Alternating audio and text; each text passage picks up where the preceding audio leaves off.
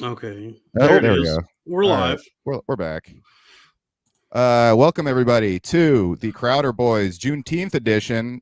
I should have said Juneteenth in the title. That would have been a lot funnier. But I said heat wave because, folks, it's a scorcher out there today. Mm-hmm. I'm here with Crack Amico and Dalton Pruitt. Hello. What's good?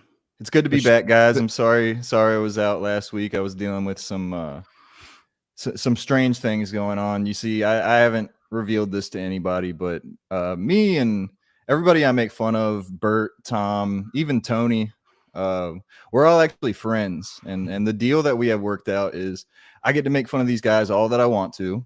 That's cool. But one random day a year, kind of like the Purge, they get to find me and rape me, which I've agreed to. It's fine with me. It's what they call CNC in the kink community. Yeah. Consensual non-consent. Club Random Day. I'm the shooting guard of podcasting, Robbie Goodwin. Yeah, let's start. I guess Lewis is on Spaces right now, so that's like probably half our viewership listening to him. But it's okay. Oh yeah, I tuned in for like a minute. What is he talking about? I don't know, but he sounds like I did when I was manic on Spaces. Sounds very frantic and Spaces tapes. Yeah, just rot with anxiety and paranoia. No, I think he's trying to promote Skankfest. Makes sense. That's cool. All right, what do you guys want to talk about?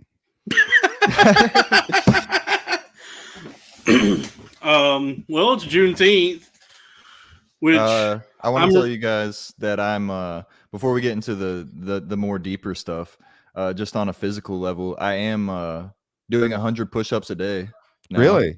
Nice. Yeah. That's awesome. Nice. Guns. I'm doing in protest for RG 2.0 not being invited to Skankfest. I'm going to be doing push-ups, 100 push-ups a day until Skankfest, and then I will be wrestling Lewis naked. And whoever wins, if I win, it's now Arena Fest. Ooh. But if he wins, I never get to come back, and he gets to kill me. It's also ultimate surrender. I like that because it's like I'm the political prisoner, but you're the one getting jacked in prison. I'm your champion. So I appreciate that. Robert Gibson for $1.99 says happy Juneteenth. Folks, let's get the super chats going. I accidentally spent too much money on get them reparations up in here. I spent a lot of money on shoes this week. So go ahead and that's how you're celebrating Juneteenth, is buying sneakers. I literally bought Kevin Durant. Because I got on eBay, they were like $15 shoes, and Nick was like, "Do you know how many black feet have been in there?" I was like, "Uh-oh." Is that on the like Forbes top 10 things to do as an upcoming stand-up comedian? It's just buy shoes. Number 3, buy cool shoes. Yeah, I'm gonna be like a sneaker comic. What if you get like basketball powers from them? Like Mike? Yeah, like Mike. Like Mike. Yeah. But what, like Mike? But you put on those shoes and you become a homeless podcast producer. Yeah, it's like Mike Harrington. Mm-hmm. Did I tell you guys? It's just like the black guy who owned them before you, so you'd be decent at like a pickup game. It was like from like some eBay store that like sells like Foster stuff. No, it was a black guy named eBay. I bought it off of Weebay. Not bought it from Weebay from The Wire. Yeah, I won the auction on Weebay. Did I tell you guys the story about me? I feel like I might have told Dalton this. I don't know, but when I was a kid, I loved the movie Like Mike, and my dad had to have a talk with me. I guess he didn't have to. It was kind of like an asshole move, I think. But I was like going at the Nerf hoop all day long, watching Like Mike like 5 times a day, just really fucking spurging out on it. And my dad comes up to me and he's like, "Hey," he's like, "You're not like Mike, right?" What the fuck? I was like, "Yes, I am." And he was like, "You're not black, right?" And I was like, "Yes, I am." And he had like a stern talking to with me about the fact that I wasn't black. And look how that worked out. Yeah, wow. Good job, I remember when I was a kid, we had a VHS of the I watched. It was a movie I'd watch multiple times a day. It was Casper Meets Wendy. Oh yeah, remember that where Hillary Duff plays a witch, and my dad had to like have a talk with me and say, son, the girls like this in real life are way fatter. The only time The only time Casper meets Wendy in my life is when I get fast food on my comfy mattress. Yeah. Drew Huntley for $2 says, "Damn kayak out, Igor, like rigor." I don't know what he's trying to say. I don't know what you're trying to say, Drew, but I appreciate the $2. We now have $4. Welcome to Misery Loves Company. Yeah, we have $4. My mom did text me and ask me if I considered becoming an auctioneer. Wait, why? Wait, what? I think she's just trying to think of like things. Is she trying to move some art? Instead of comedy, I think she's trying to be helpful. Wait, so do you mean the guy that goes like, I got 5 over here, 6 over here? Yeah. You could just be doing it while breaking into different impressions the whole time. That'd be sick. I'm just Adam Sandler and Uncut Gems, so I just keep buying the stuff I'm auctioning off. Well, this is a good painting, actually. This is gonna be worth something someday, KG. Are you gonna do the it? auctioneer talking to himself? How do you even do that? Do you have to like be licensed, or do you just I have to think talk there is now? like a class you have to take. You have to go to like a like they have like clown college, but it's like college for auctioneers. Oh, you mean a political science major? Yeah. Exactly. Yeah. Thank you, Robbie. White House internship. Yeah, clown college. That's better. Clown college. Like what Monica Lewinsky went to. Lee Rector says more doll hairs for $4. Thank you. Dollar Bill Maher. What does that mean? Doll hairs? I don't get it. Like dollars. Doll hairs. Dollars, doll hairs. Doll hairs? Mm-hmm. You never heard that? I don't get rhymes. Like I'm not really a rhyming kind of guy. No, like I'm not one of those rappers who rhyme. Just kidding. That was one when I heard it when I was a kid. That one drove me crazy. I was like, doll hairs. That's fucking that's sick. Yeah, it's kind of a slant rhyme though, isn't it? Whoa, like a Chinese rapper? Yeah. Sean from Pittsburgh says, "For the boys." Is that Pittsburgh? $2 for the boys. For the boys. Thank you, Sean from Pittsburgh. So they're giving you a lot of money. They must be happy I'm back. Yeah. Welcome back, Crack. Welcome, Crack. Welcome, Crack Cotter. Welcome, I don't Crack. care. I never watched that show, but I like the song. The song is great. I've also never watched the show. I think it's just Joe Troll to be like, oh my God, look at all these black children. I always thought it was Welcome Back, Carter. I thought that too, also. No, it's Cotter. Cotter. I hardly knew her. So what is Juneteenth? Why are we supposed to celebrate? It's the day. It's like it's a very funny holiday. It's like it's the day that like people in Texas like learned. It was like long after the Civil War or something, and they're like, oh, we're free, cool. I guess it's like the last slaves heard that they were free. The day the people in Texas learned not to fuck their cousins. It was last week. I don't usually make jokes against other people from the South. I don't like making fun of anywhere in Texas.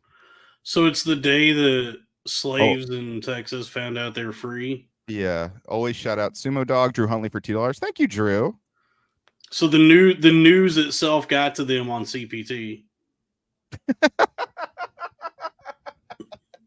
Yeah, but I think that was our fault though. Yeah. We created CPT by the white. Oh wow. I mean, we created everything, including everything bad in the world. Dr. Yakub over here. Mm-hmm. Who's that? Dr. Yakub? Isn't that the guy that like the black Israelites like? I don't know. He's like the guy that they say like white people. He's the guy's like white people were created by like a witch doctor or some shit. I don't know. You're damned if you cube, you're damned if you don't. I'll get Kyrie Irving on this show and he'll explain everything.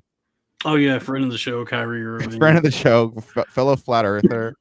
I have a theory that he loves basketball so much that he's a flat earther because he's like, well, nothing as imperfect as the earth could be shaped like a basketball. It must be flat. I don't think he's even thought about it on that deep of a level.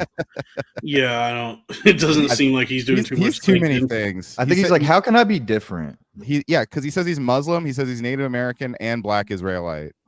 And yeah, that's just too many things. Just be black, dude.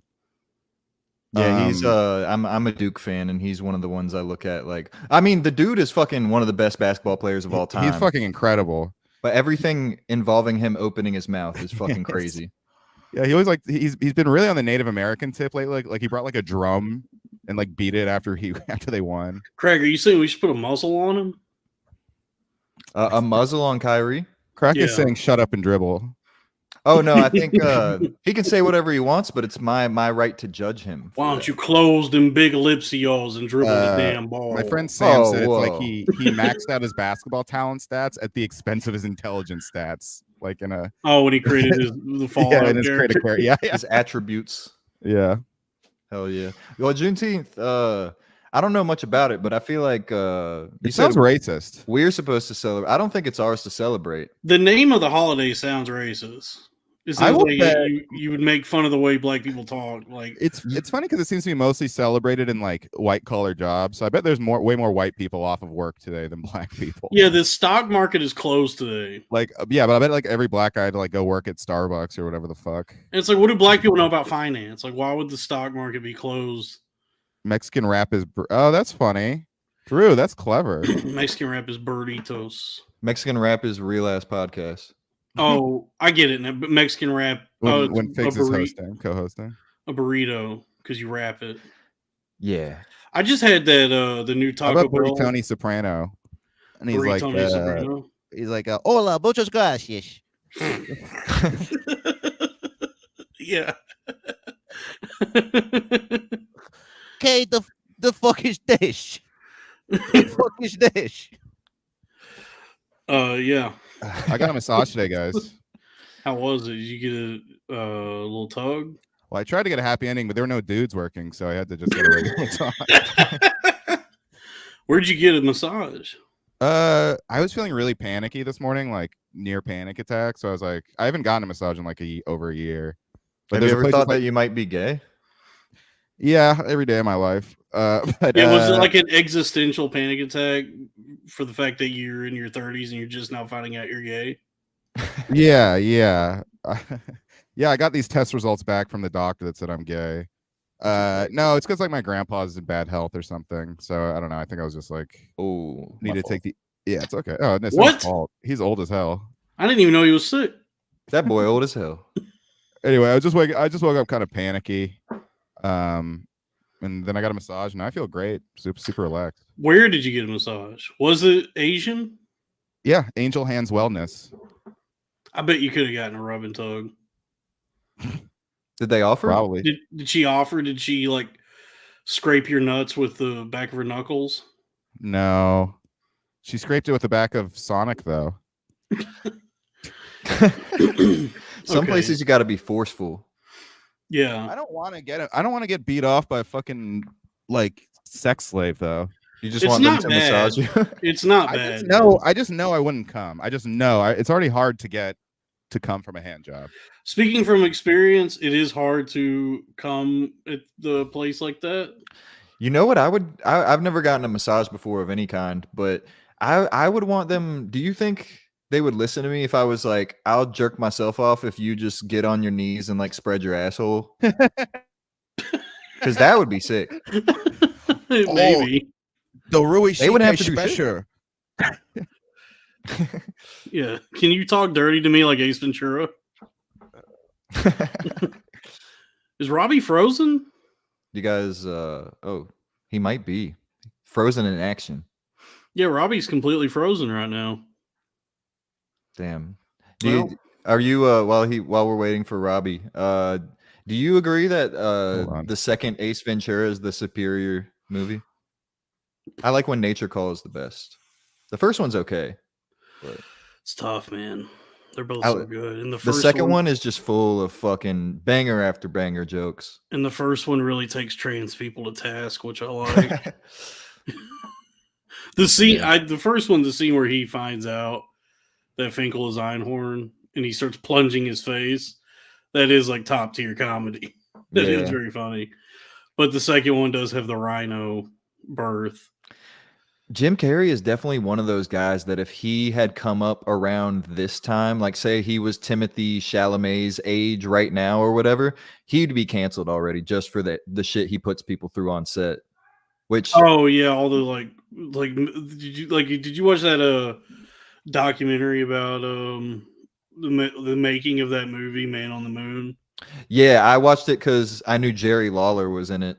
Yeah, and Jerry Lawler just was not putting up with that. I was like, what the fuck is this? Yeah, Jerry Lawler was like literally any of us if we were in that position. He's like, what the fuck? Like, I'm trying. Yeah. I like Jim Carrey. I'm trying to get along with this fucking guy, but Yeah, and then at one point, Andy Kaufman's parents came to visit the set, and Jim Carrey was like, "Mama, Daddy," and they were like, "Yo, dude, this is fucked up." so weird to do. Yeah, for a movie that's just okay. I like Man on the Moon. It's it's a good movie. Hey, look, it's Milos Forman. He didn't need to do all that. Well, what was talked about what Jim Carrey was doing was he just like act like Andy Kaufman didn't act like that all the time. He only acted like that when he was trolling. That was Jerry Lawler's biggest point. Is that like it's a great point? He only acted like that as a work. Like behind the scenes, he was very nice. Yeah, and easy to get along with. Yeah, he was doing kayfabe. Yeah, so it doesn't even make sense. Like if you're trying to do the method acting thing. No, Jim Carrey is stupid. You got to remember, he's a genius at one thing. Yeah, he's a complete fucking idiot across the board. He sounds like kind of an egomaniac too. He's like, dude, I got so fucking mad when he fucked up Norm's sign on his desk. That pissed me off. You guys remember that when he was on Norm's show? I remember. I've seen that episode, but I forgot what he did. He fucking, I don't know. He's kind of, I mean, he's being funny, being kind of a dick, but he like ripped Norm's letter off of his sign. And looking at that now that Norm is dead, it's like, dude, you just desecrated a dead man's desk. Say that 10 times fast. The funniest part was Jim was telling a Man on the Moon story. He's like, and and you were on set that day, right, Norm? And Norm's like, yeah, I was also in the movie. Like Jim Carrey forgot Norm was in the movie. Dude, I never realized with that Norm thing, I never realized the depth. I wonder, do you think he meant to do that where like everybody made that I didn't know he was sick joke after he died? I suspect he did. Who's to know? He left a lot of breadcrumbs. Like he told a story about on the Nerdist podcast about like how he respected that guy who was in the short story, the David Lynch movie, because he had an illness. Straight story, yeah. Yeah. He was like, he had an illness and didn't tell anybody. And I think that's the most noble thing you can do. Like he left a lot of like clues. It's a movie about the opposite of you, Robbie. The straight story. Hold on, I just got the test results back. It's still the wound is still fresh.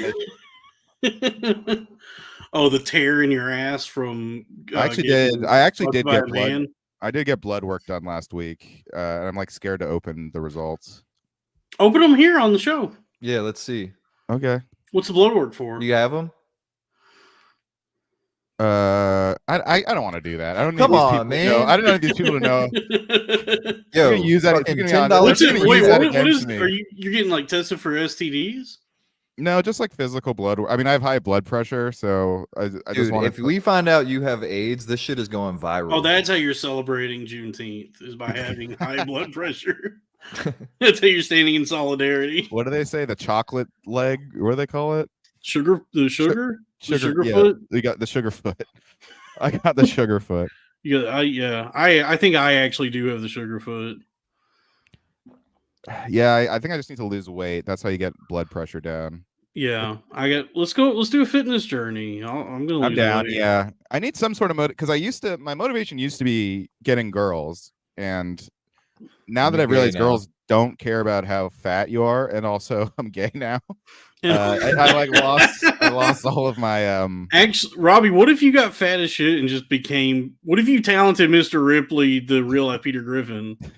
Talented Mr. Levfer. Mr. Yeah. What if you got fat as shit and then beat the real life Peter Griffin to death with a boat oar? So it's the opposite of talented Mr. Ripley. I kill and assume the life of someone I would never want to fucking be. But then you get to do the character better. That's true. Yeah, his voice is not great. His Peter voice. He doesn't look like him. He's just fat. He's just a fat guy. His Peter impression's not good.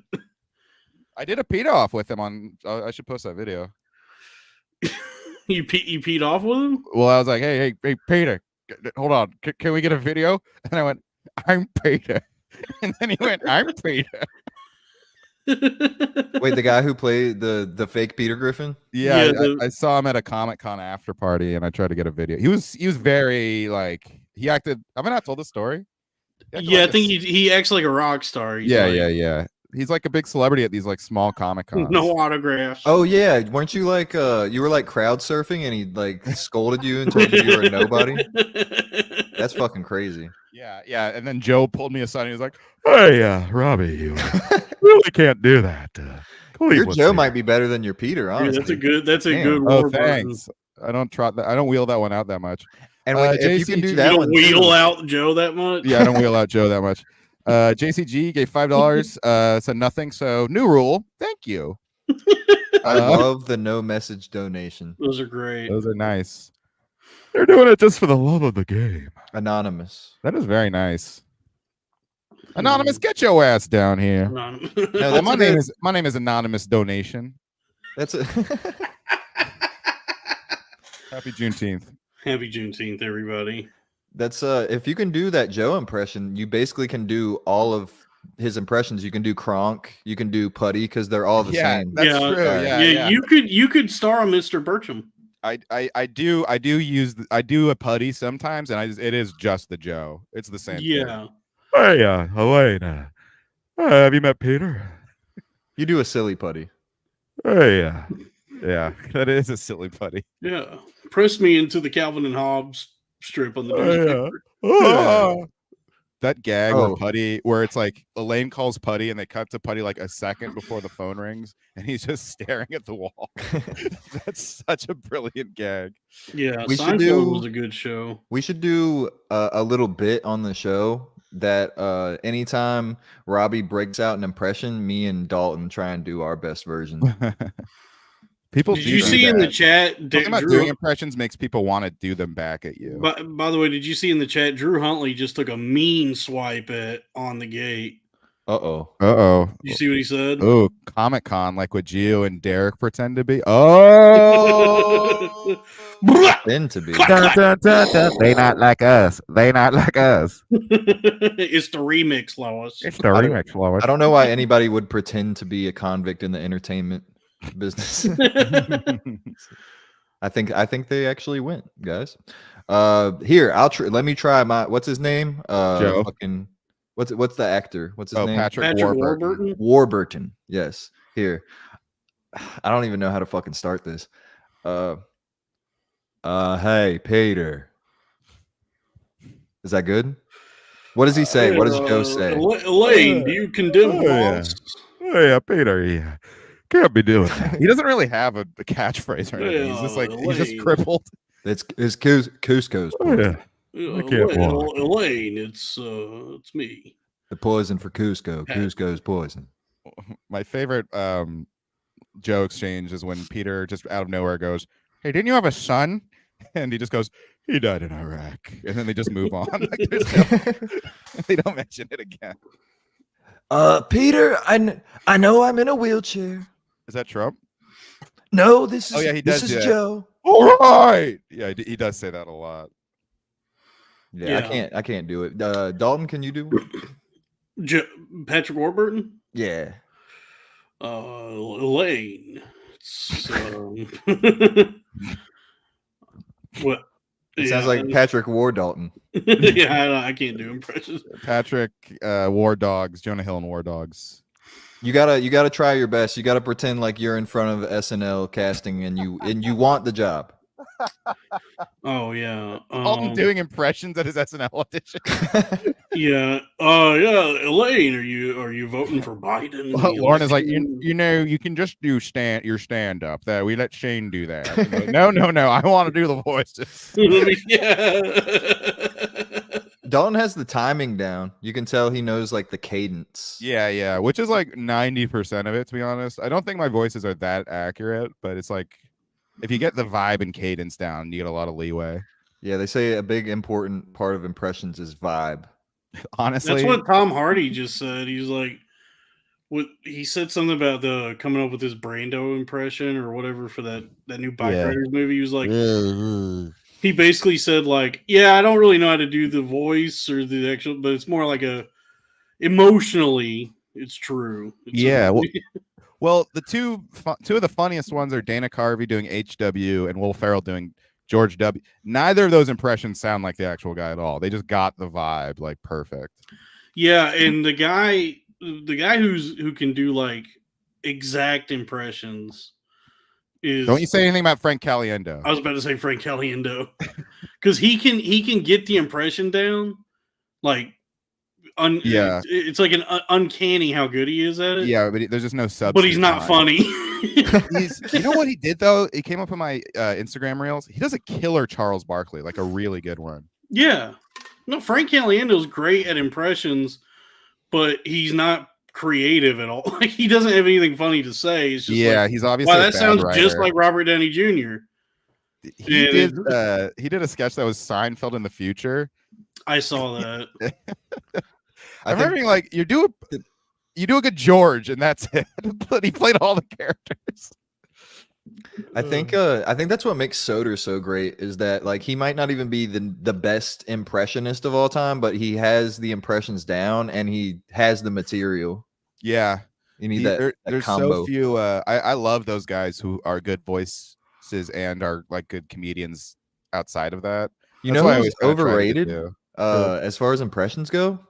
This might be controversial. Anthony Cumia was not that great at impressions. Talking about? His dice was fucking terrible.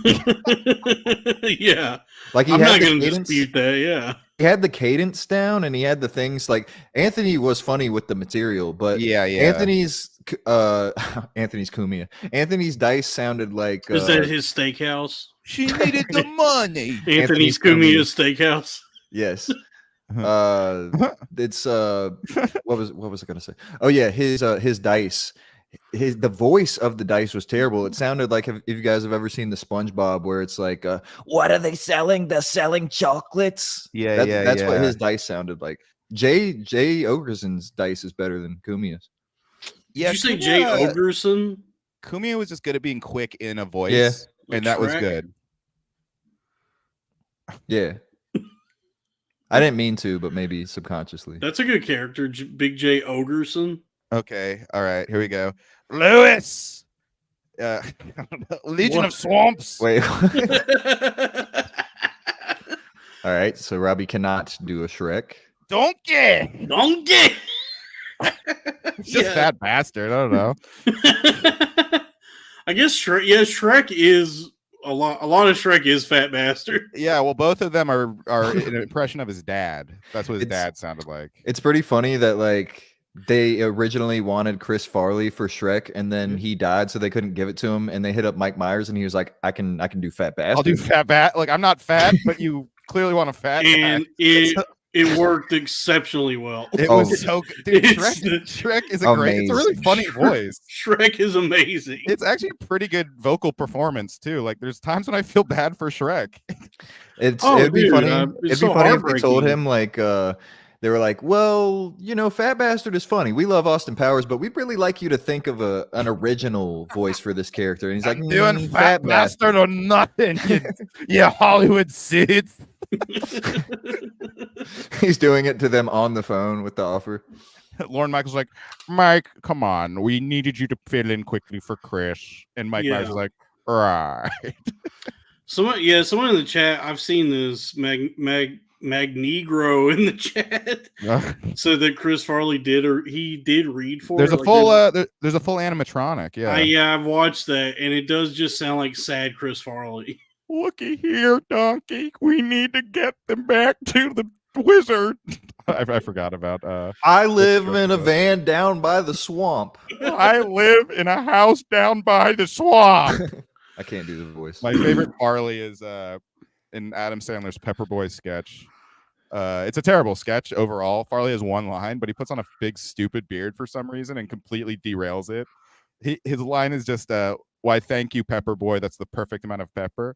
And Farley loved derails. Thank you, Pepper Boy. That's the perfect amount of pepper. Bravo.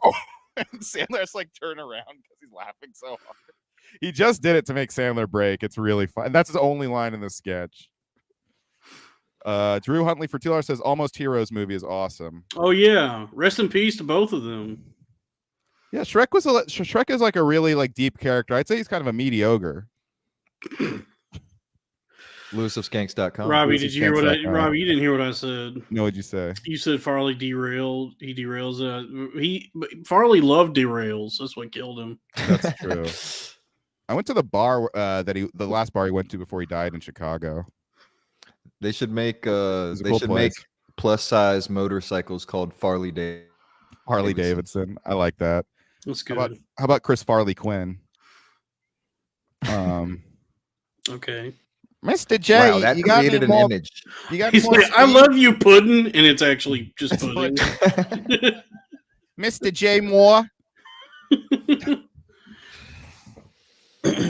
Oh, by the way, when he was on SNL for stealing material. Speaking of being fat, I just ate the new Taco Bell Cheez-It Crunchwrap Supreme, where there's a giant Cheez-It inside of it. Ooh, how is that? It's good. It was very good, man. I feel like that's too many things. Like something's gonna get lost.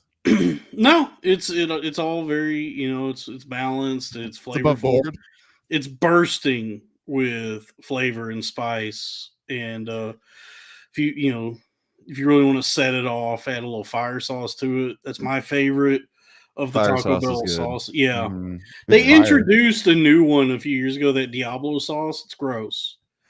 I like all the sauces. None of them are that spicy though. No. They all just like taste kind of different.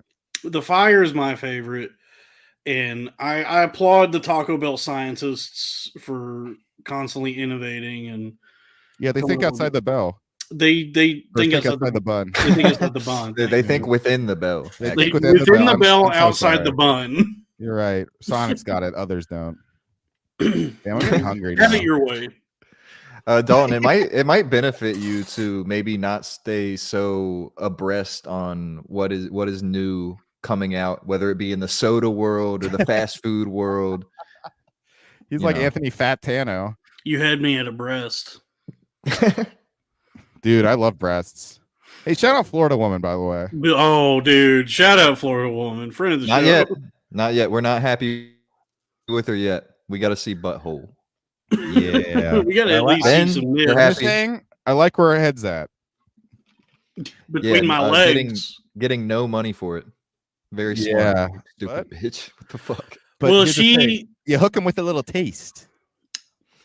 Yeah, well, I guess she gets a Twitter paycheck, so she gets like $100 every 2 weeks. She could get that anyway and more money. She could get that in like a minute if she just started in OnlyFans, which it looks like she's kicking the idea around, because she posted something about how she looked into starting a Fansly, but then I guess it wigged her out. But she's circling the drain. No, I wasn't there. Out. Yeah, what? Yeah, was Crack involved? Timo got wigged out by our show. Bad gal, white dandada. White Dandada. That song is Rude really boy. good. It's a white boy summer.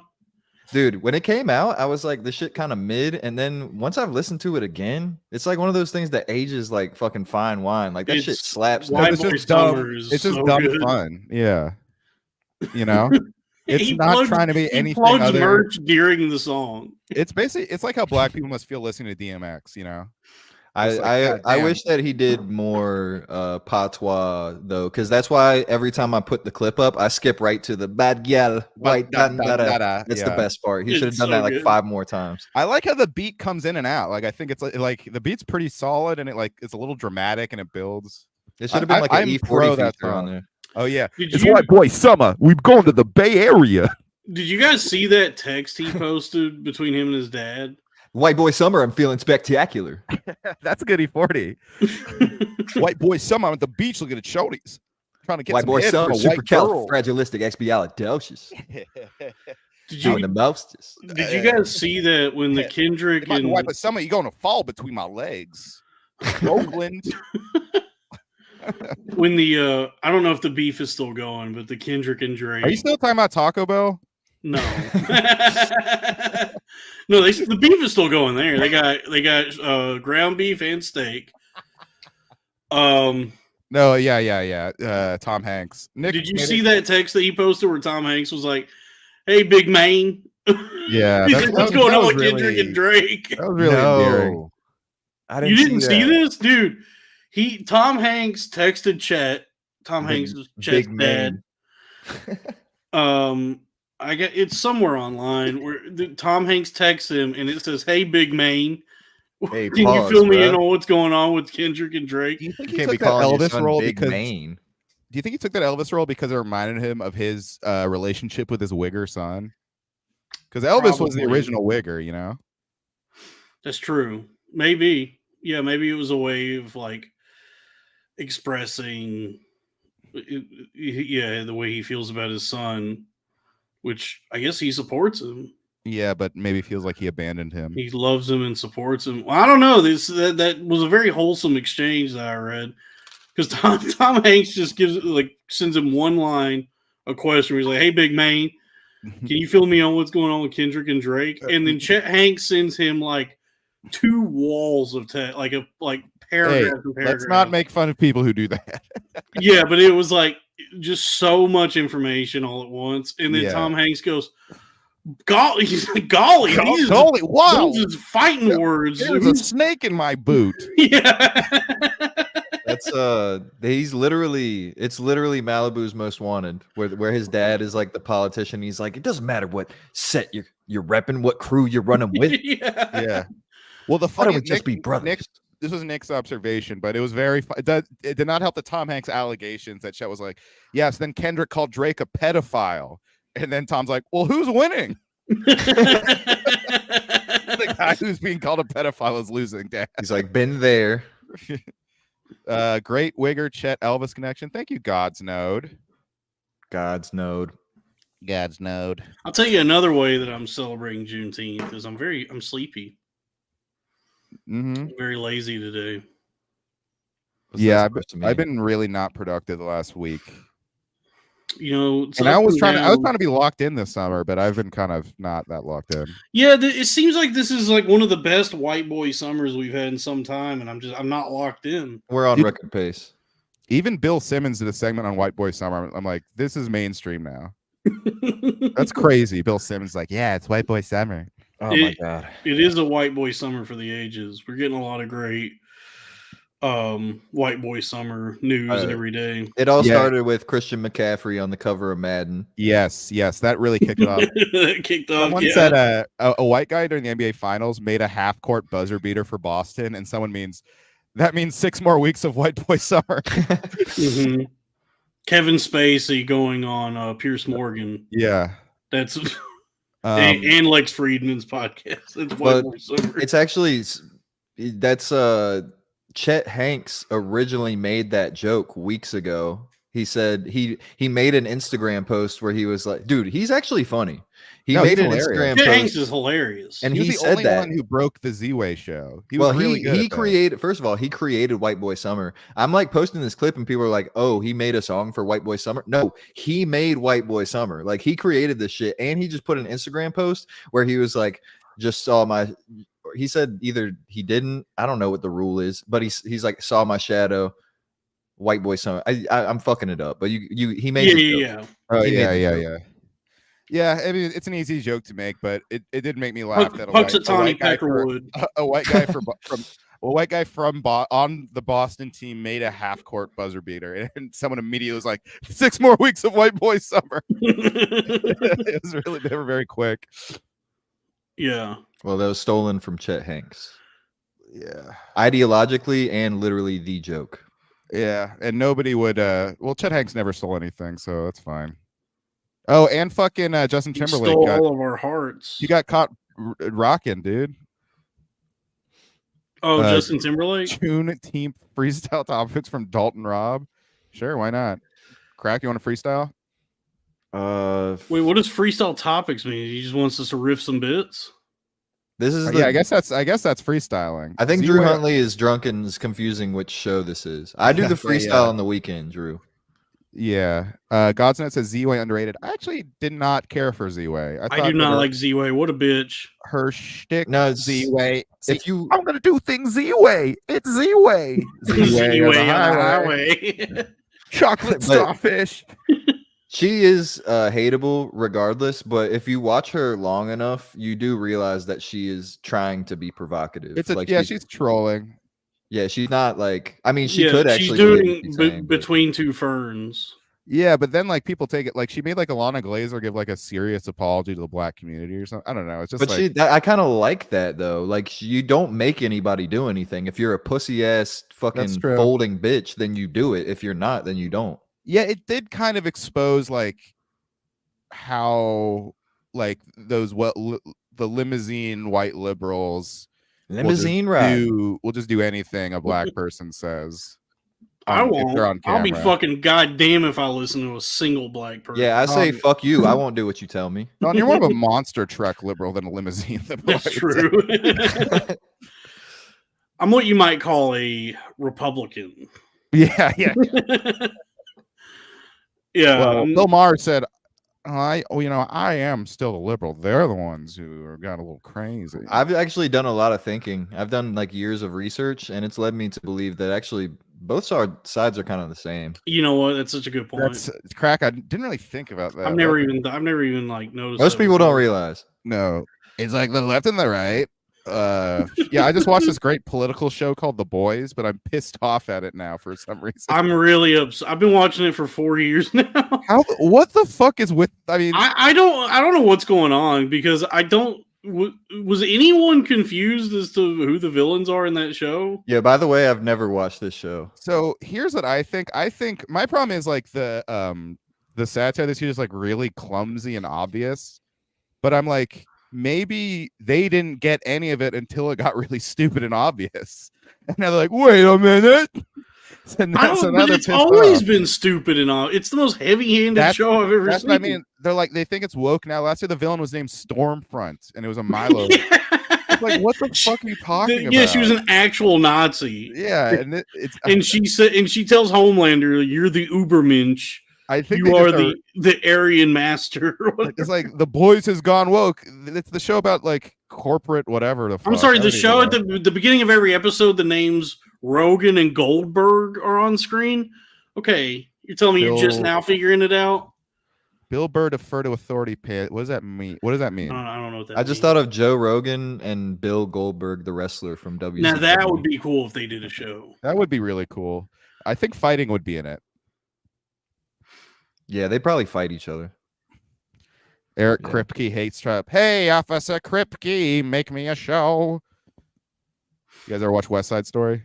No, I get the reference due to Larry David being Oh, gay yeah. in Curb. That's a good. West Side Story is really good. I actually. saw a movie like it. years ago called West Bank Story, and I'm not joke. This is not a joke. This is Is a that real about movie. when Kanye went after the Jews? No, it was West versus Bank. It's a short film that came out years and years ago about two competing like falafel restaurants, and one is in Israel and the other one's in Palestine. Oh my god, And dude. a This guy sounds- that works this sounds awful, dude. This a sounds guy that awful. works at the falafel restaurant in Palestine falls in love with a woman that works at the one in Israel. And it's called West Bank Story. I heard that a lot of people are boycotting Jerry Seinfeld because he's Israeli. I guess they're trying to create Palestinefeld, but I don't know what they're gonna do with that. Just Yeah. that I bass felt riff like, on a guitar. I felt like you see there was like a Palestinian heckler that he like shoot at, and everyone was like kind of like weirdly rooting on the heckler. I'm very sympathetic to the Palestinian side of things, but I felt like Chappelle, ironically, in that Kramer bit where I'm like, I'm rooting for Jerry because I hate hecklers. I typically instead of Please don't be choosing mean to me. Please don't be Instead mean to don't be mean to him. Dude, Instead of that choosing a works, side- by the way. instead of choosing a side, I typically try to figure out why both people involved are awful. Yes. No, that's the thing. It's everyone who's is like Israelis annoying, Palestinians smell bad. Case closed. that Yes. my I don't want to get to, but it's like everyone who's like, no, my side is all good and your side is all bad on this one. I'm like, I'm There's like, just no you guys way are both that's the same. true. Both sides guys- are actually the same. I might be Ryan Long here. Whatever. I don't know. This is a thing that's not even worth fucking talking about because people get fired up about it, man. I'm all about that Christ gang shit. I don't know nothing about no Jews and fucking Muslims. That was basically Sam Hyde's take. He's like, I hate Jews and Muslims. Where do I? Another one of his wacky bits. Is the guy just actually being a piece of shit at this point? I think his overall bit now is just, what if I was actually a piece of shit? Like, yeah, he donated $5,000 to the Daily Stormer. So, and that was when he was his most successful. Yeah, that's when he was on Adult Swim. Yeah, he had a TV show. I choose Jesus Christ and against all governments, all of them. Okay, I'm with you. The only king to me is God. Oh, yeah. Dude, the Celtics coach. Sorry to talk about basketball. It's over now, so we'll probably stop. But the coach is like literally autistic. He told him that he like hyped up the star Jason Tatum. He made him watch the Batman and the Joker scene from The Dark Knight. Nice. And it was during a press conference. They were like, the royal family's here. And he's like, oh, the royal family, Jesus, Mary, and Joseph. Because that's the only royal family I consider. Hell yeah. And then there was another one where they were like, what do you think about Kyrie Irving being a villain of this series? And he goes, we're all villains in someone's eyes, like full Joker. He's like, we're all villains in someone's eyes. And then apparently he like shows, he like does martial arts moves to like inspire his team. He's the man. I love him because he's bug-eyed and he's kind of autistic. He watches The Town 3 times a week. I'm not kidding. Is he black? He watches The Town 3 times a week. No, I just have weird eyes and I look confused all the time. No, is he black? Yeah, he is. You can't he's say one of those bug-eyed about him. He's one of. Oh, really? Fuck. Sorry. You'll get in big trouble. Oops. Sorry. Wait, what? Why? You can't say a black guy is bug-eyed. But I said that about myself. How's that racist? Oh yeah, you can't, Robbie. You can't say that. It's bad. It's really bad. Really? Is it bad? I think it is. Yeah. I don't mean to Goku. Because the shape of their skulls cause their eyes to protrude more. Oh, is that true? Mm-hmm. And it makes them more subservient. He just looks confused. He just looks like he always wandered into the wrong room. But someone it also allows for a larger brain. They don't have one. I'd like to get some brain. But it allows for it. Robbie, can you predict the finals matchup? It's over. It's all next year. The New York Knicks. Oh, the fucking Knicks! If I have anything to fucking say about it, I wasn't gonna fucking watch the finals, but they had Jewish Wendell sitting next to Stephen A. Smith. How dare you? How dare you have the greatest man of all time next to the worst fucking guy ever? I fucking love Julius Randle, and I hate Stephen A. Smith. That rascally whatever. Smith season, Randall season. Smith season, Randall season. Smith season, Randall season. Shannon Chop season fire. Leave Luke J and his antichrist beliefs alone. If you're Christian, can you imagine how much trauma he is processing? Thank you, God's Note, for $5. I don't think I've understood a single thing that you've commented, but I really appreciate all the money. God's Note makes a lot of sense if you've experienced psychosis like I have. I totally understand him every time. I don't know how anybody. I understand it too, Dalton. I fucking lost my mind at the referees in the last game. The Knicks lost the Pacers. That was fucking terrible. Yeah. The referees. Referees. Yeah. All right. Yeah. If I wanted to see a guy in black and white run all over the court uselessly, I'd start a stampede in Africa. I wanted to see a bunch of zebras. I go to the freaking zoo. And by the way, the zoo is more orderly than the freaking Madison Square Garden refs. Oh my God, James Dolan better freaking sell the team. Great point, man. Yes, yeah. Anyway, back to the comedy podcast. back to being funny again. Yeah, anyway, all right. I don't know what you're talking about, Sam. I'm just gonna say, Yeah, we have a whiskey. Buy the whiskey we made. Whoa, basketball, picnic basket. Whoa, Pelicans. I listen to a lot of Mark Norman on podcasts, and it's very funny when he's obviously getting bored. Like he'll just go like, and then he'll just like, then when he gets really bored, he just everything the person says, he just makes a pun out of. Like he just starts playing a game with himself. Like Joe Willis would be like, so then I got out of the pool. And he's like, playing pool shark. Just like, yeah. I don't. It's weird. Talking about the Lewis thing. Does nobody understand that he's fucking with people? Like whether or not he doesn't care really about any of the shit. He's trying to fuck with people. Is nobody receiving that? I don't know. I don't. Yeah, I don't pay no mind. I'm on some fuck everyone else type shit. And here's the other thing. Lewis that entered. Nobody's talked about. If you had Lewis's life, you would not believe in God. Yeah. I don't know, man. I would kind of believe in God that he like saved that he's like a pretty like he literally did the American dream in a way. Yeah, because there's people with Lewis's life and it only got worse, and they still believe in God. But it's but that's not like it's not like shit just happened. Like he just had good fortune. He had to like work for everything. Besides that, it was just people dying and being prostitutes in his family. I will say, if I was Lewis and a good portion of my audience was like Christian, I'd be like, "What the fuck is? You guys are all hypocrites." I do kind of get. I think he's just like, "Wait, really? You guys actually are religious? What the fuck?" Scripture have you not heard what we do? We're an evil podcast. We are the devil's podcast. I think he gets bored sometimes and wants to fuck with people. Yeah, that's probably most of what it is. Whenever he's on a flight, I notice he like goes at it a lot with people. Yeah, I think he also is just, I don't know. He might just now be discovering like high school edgy atheism. I think because Dave Smith brought in a lot of religious people, he's like, wait, where the fuck do these Christian people come from? Unfollow me. But I don't know for sure. Was there a big theft of equipment from Gas Dibble? Is that? Oh, Jules, where did the mics go? Let me tell you, hey, they haven't updated anything in 20 years. I don't know. I haven't been to Gas in a while, so I don't know. I wouldn't be surprised. Well, Scripture teaches us that we're all hypocrites. I mean, we're all sinners in some way, and it's through Christ's sacrifice that we find redemption and salvation in the kingdom of heaven. My sacrifice. Can you take me higher? So are we gonna do a Tony Casino movie? What about Apollo Creed? Apollo Creed. Okay. Can you do another round for me, Rocky? Flying high now. You guys, hey, let's step into the cinema corner. Coliseum. The Cinema Coliseum. The Cinema Center. I watched Furiosa last night. How was that?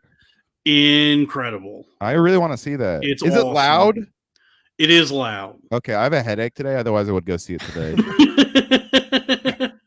Yeah, there's a lot. There's a lot of noise in the movie. Oh, you saw it in a black theater? Yeah, I was like, I didn't know people talk. Happy Juneteenth, everyone. I was like, I didn't know people talk like this in Australia. I didn't know they sounded like this. No, it's awesome. It is loud. I want to see it. Yeah, you saw Fury Road? Yeah, loved it. Yeah, so I love all the Mad Max movies. They're all great. It does something really cool as a origin story. It's so well done that there were plenty of times throughout the movie that I forgot that it was a prequel. Where I was like lost enough in it that I was like genuinely anxious about what was going to happen next, even though a great movie will make you still have that feeling even if you know what's going to happen. Yeah, like Better Call Saul. Yes, great. Yes, great. Yeah, because it's just a Maher. Thank you, Maher. New Society. Okay. Maher. New rule. Witness me. Yeah. Okay. No rule. The freaking woke libs. How about you stick to Thunderdome? Because we're going beyond Thunderdome. Okay. Well, you know what's really cool about it is and I guess you don't see the sort of confidence with directors a lot of the time. It's just like George Miller's been doing it forever. Well, he's also that- just such a vision that's very unique to he, him. he has like such a vision, and there's just like so many things he does in the movie that Actually, so did Wanda from WandaVision. She also had a vision. she did. Well, he died though, and that's why she. Oh, that's right. Yeah, she kind of went nuts. God damn it, Larry! How come I can see everything? She was Wanda psychic.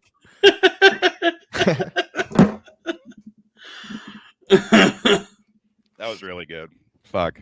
Yeah, I I didn't. guess there's don't not know that what many WandaVision Wandas. does. Yeah, Cosmo. But there- Wanda. there's a- Cosmo.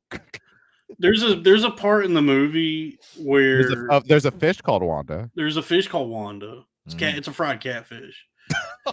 Happy Juneteenth, everybody.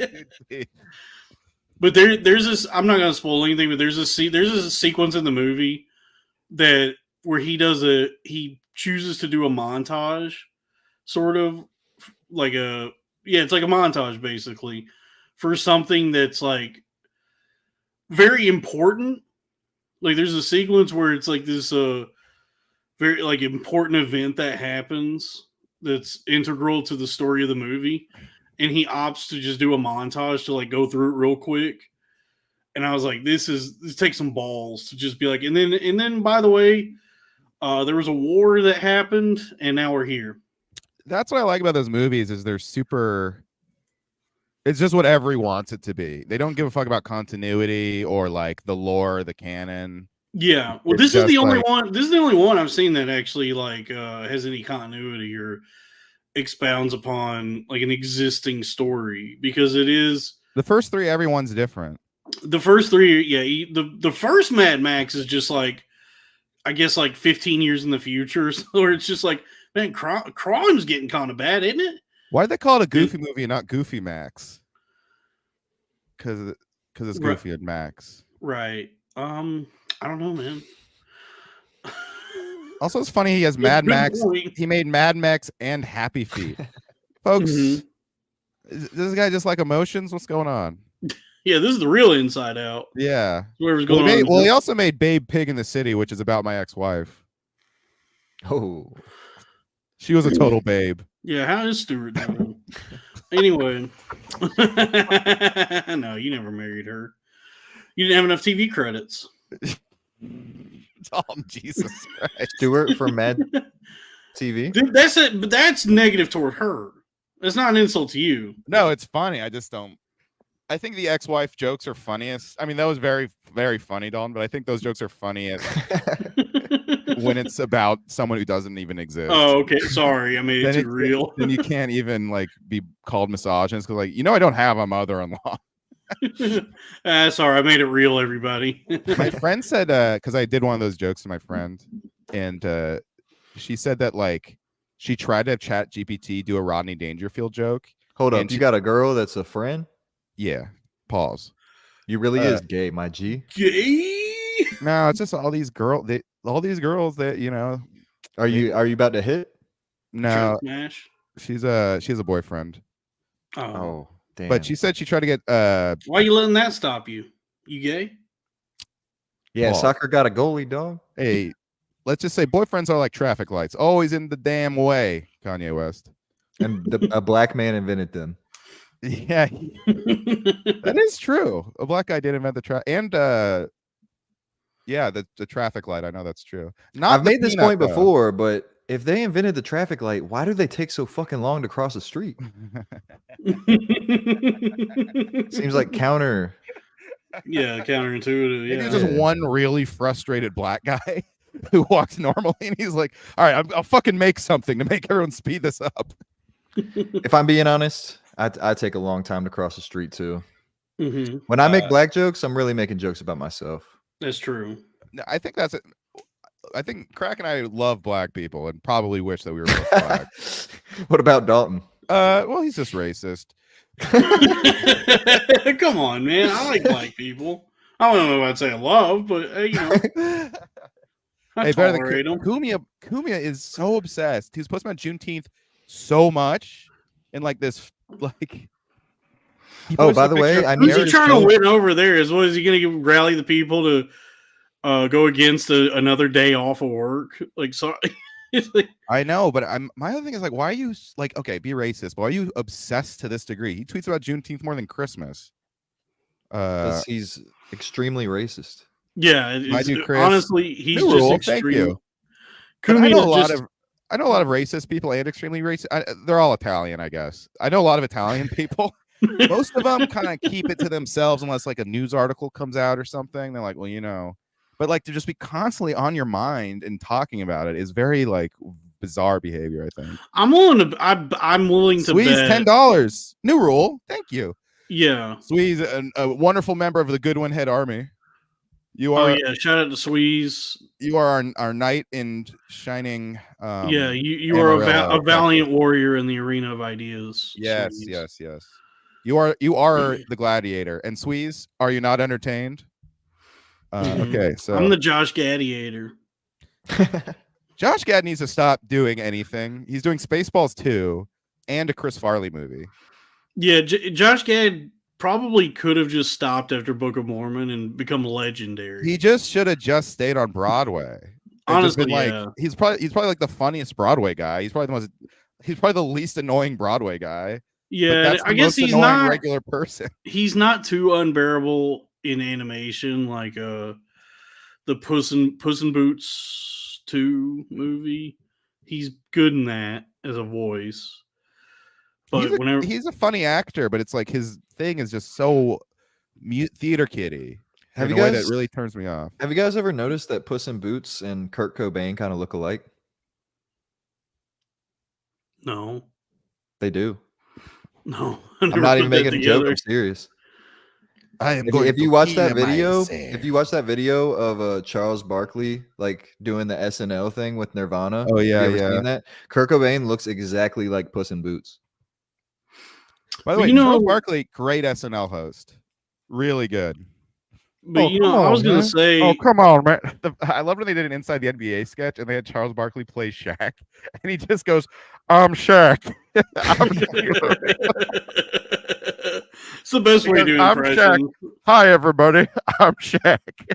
I'm and then it comes to Bill Hader doing like a spot on Ernie.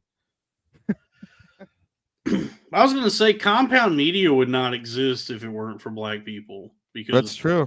Cumia would probably still be working at Sirius. Crack, you're the opening Anthony expert. Was there a moment when Cumia went off the deep end, or was he always kind of like Obama? Obama. When Obama got elected, he completely fucking shifted. That's crazy. I remember because I listened to that recently, actually, where he's like, he thought all white people were gonna be like hunted down and killed. It sounded like. You know what? It might not have been right when. Well, no, it was kind of 2008ish, and then I think just as that 8-year term went on, he slowly evolved into like, oh, this guy's not joking anymore, and he would just go on like 20-minute rants out of nowhere. Oh yeah, on the show about black people and Obama. There's a great YouTube compilation, clearly near the right before he's gonna get fired, where he's just screaming at black people on the phone. It's called like Anthony Cumia flips shit at black callers or something. It's and he used to do that. It's really interesting. He used to do that like years before too, and everybody would be laughing. Like Jimmy would be laughing his ass off because they were like, "Oh, this guy's joking," and then eventually it was just silence in the fucking room because we were like, "Oh shit, this guy like really means what he's saying." Yeah, that's weird shit, man. It's alcohol does strange shit to people. It's really strange the existence of Cumia now is because he's so like such an integral part of. He's really important. He's like really important to comedy and broadcasting and all of that. But like the Cumia that exists now is this like weird husk of what he once was. It's like, oh yeah, like become perverted and bastardized into this like basically like a grand wizard. He's literally the Phantom of the Opera. Phantom of the Opera. Compound. Oh, Phantom of the Opera. Yeah, there you go. He's the Phantom of the Opie.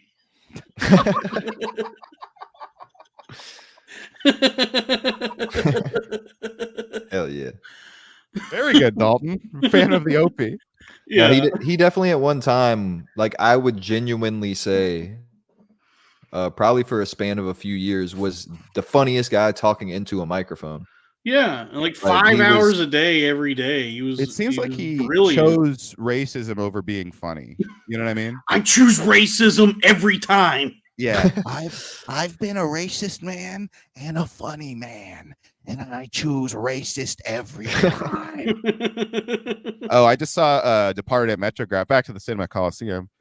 Great fucking movie, man. The part is so funny. In a Well, packed you heard it theater, here first, folks. The Departed, good movie. but in a packed theater, you forget how funny it is. It's like really fucking funny. it is funny, yeah. And When he pulls Nichol- out that fake cock in the theater. almost everything Nicholson says. First of all, I want to believe that he improvised all of his lines. Or- It seems like he did. I think he literally did. I heard Marty wasn't going to do it, but then Nicholson came in like, "Hey, Marty, I think I got a handle on the character." And then he was like, "Oh, okay." It's so good, though. Fan of the Opie. You know, I watched. It's true. Thank you, God's Note, $5. I watched. Cha-ching. I've Ding, actually ding, I've never seen it before, and I watched like half of Raging Bull the other night. Mm-hmm. So you just And watched the bull part. I watched the. I guess like until it gets bad. Well, I was like up till he starts beating his wife. That's funny. You just shut it off. And you're like, "Wow, what a great movie about what a great guy, a cool guy, cool guy." a cool guy, Really that great everything worked boxer. out for." But it was that time in Scorsese's career is interesting because that's like almost like a like an Italian movie. I know Scorsese's Italian, but like it almost plays out like a Oh yeah, surrealist like Fellini movie. yeah. Well, because I think that's kind of what he's going for, because it's in black and white and has classical music score. It's funny. There's a Artichoke Pizza on 14th. They have a big framed photo of Jake LaMotta. I'm like, you Like the real Jake LaMotta? yeah, not Raging Bull Jake LaMotta, like the real Jake. I'm like, you fucking dumb wops. You are not supposed to worship that guy. Yeah. Let's be honest though. Any fucking boxer during that time is that guy. They're all beating Yes. their fucking wives. They're all Yes. terrible people. Every Yeah. fighter is like even the UFC fighters are like, they feel like bad people. I think a Shaw lot of is them probably are the good. nicest one. It's either they're bad people or it's just like the smartest retard. Right. They found the like a retard who's capable of keeping it together long enough to do MMA. Because have you seen Bruce that? and Raging Bull Maher. Thank you, Raging Bull Maher. It's the same. It's the ending scene of him like fat and like straightening his tie and looking in the mirror, but he's like, "All right, another episode of Club Random." You Go out didn't there knock me and down, show him his okay? ass. New fight. Have you seen that? Like, especially Abuse rule. I get to hit my wife. Have you seen that? The MMA, probably the most retarded MMA fight I've ever seen. I'm more into MMB, the Mighty Mighty Bosstones. Yes, honestly, I do prefer MMB to MMA. Also, there's a heat wave today. I was saying, wake me up when it's a Pete wave, and it's payday. And he's waving at me. He's waving at me. No, because have you we're seen friends. that? Have you seen that? Not Sean Strickland is retarded, but retarded in the way that somebody who thinks they're smart is retarded. No, I don't know him at You all. keep trying to have same things to say. The guy I'm talking about is that guy who genuinely this guy, seems yeah. like cripplingly retarded. That Raul Rosas Jr. Joey Roses? Joey Roses Jr. Yeah. No, have you not seen this dude? I don't know. I do not know that much about UFC. I don't know or much about MMA. I just keep seeing. The main thing I see is it probably has the highest concentration of black Trump supporters of like anywhere. Oh yeah. So random. Oh well, Dana White loves Trump for sure. Hey, how about Are you Dana talking Black? about the kid with the fucked up weird face? The fucking. He looks like he got hit by a truck face. Like he looks insane. He looks. It looks like he needs a handler. Yeah, he's really good. From what I've heard, he's an amazing fighter, but he is legitimately retarded. Okay, look, I never meant to knock on wood, but I know someone who has. Okay, The Marty Bill Stones. I love how we have induced this unique kind of schizophrenia in our fans. It really, it makes it all worth it. It yeah, and it's pretty wholesome. I'll be honest, I've been feeling very blessed, and I did. This is gay, but I want to thank all of you guys and you, Crack, and you, Dalton, too. This has been a lot of fun doing this Crowder Boys thing. It's cool to like have Homo. active fans and shit. I'm just trying to count my. You're welcome. Yeah. Yeah, Anyway. you're welcome for everything. You're literally. welcome for your I mean, career. yeah, literally. Thank you for the lifeline. I I can't even mean, get fucking Shannon to we- text me look, back to do. We got a great thing, dude. I can't even do bye guys, dude. Don't talk, Robbie. You shouldn't talk about that. Sorry. You can, but you shouldn't. No, the people love the Goss. Yeah. Got Ryan Brian Gosling. Look at Rose's dad. They're identical. Thank you, Sean from Pittsburgh for $2. I thought that was a Grateful Dead avatar, but Was his dad a fighter? Are you asking if he was the fighter's kid? If they were the fighter and the kid? Raul Rosas Sr. The fighter and the kid, yes. Oh shit, dude, this family is fucked up. By the way, you know Jason Kidd got arrested for beating up his wife back in the day. So he was the fighter and the kid.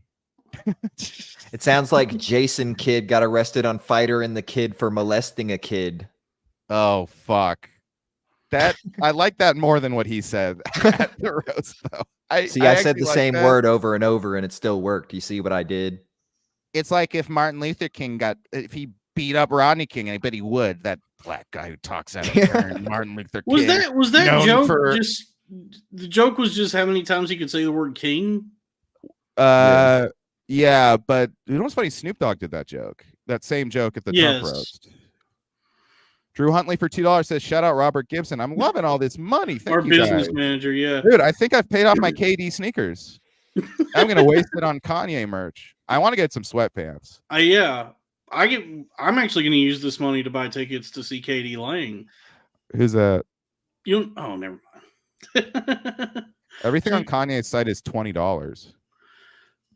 You don't know Katie Lang? I know Jessica Lang. Katie Kevin Lang Durant. she was like a Oh, singer. Katie Lang. He was the sidekick on Stern. Sure. Robbie, if you ain't gonna ball in them damn shoes, you might as well stay your ass in the house. Dude, I'm trying to ball. I'm gonna take basketball lessons. I'm tall. I'm 6'1". You're gonna take basketball lessons? Yeah. Just go play. No, good. I'm not good enough to play yet. I need to get my fundamentals back. Dude, I wish I was in New York. I could teach you. Please, yeah. I need No, to. Katie Lang is like this lesbian. Because I played at a basketball tournament a couple years ago and I was really bad.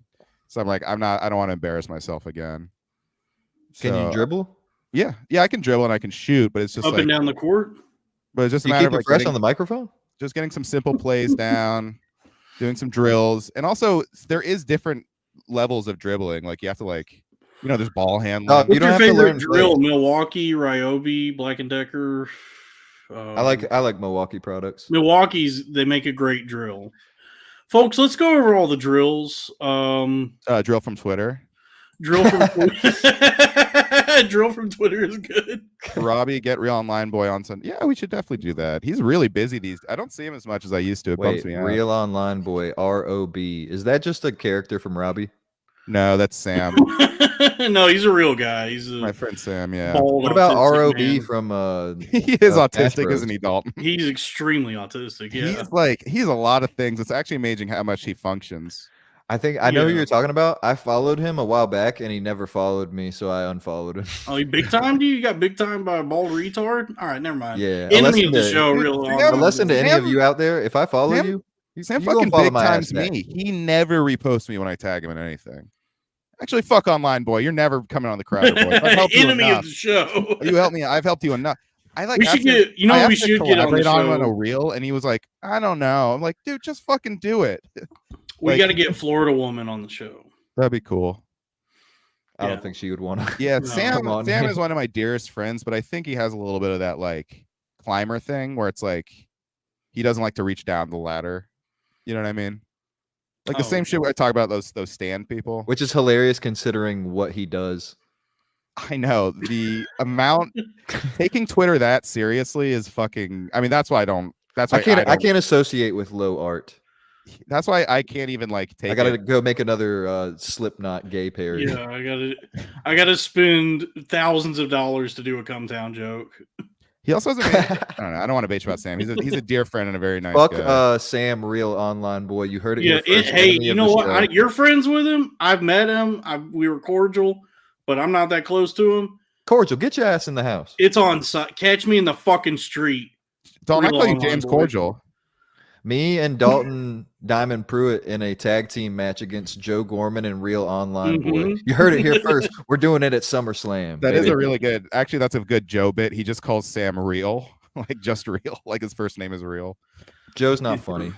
I like Joe. Fuck that dickhead. Well, he is a dickhead, but I do think You should he's be funny. ashamed that you came from the same fucking place as that guy.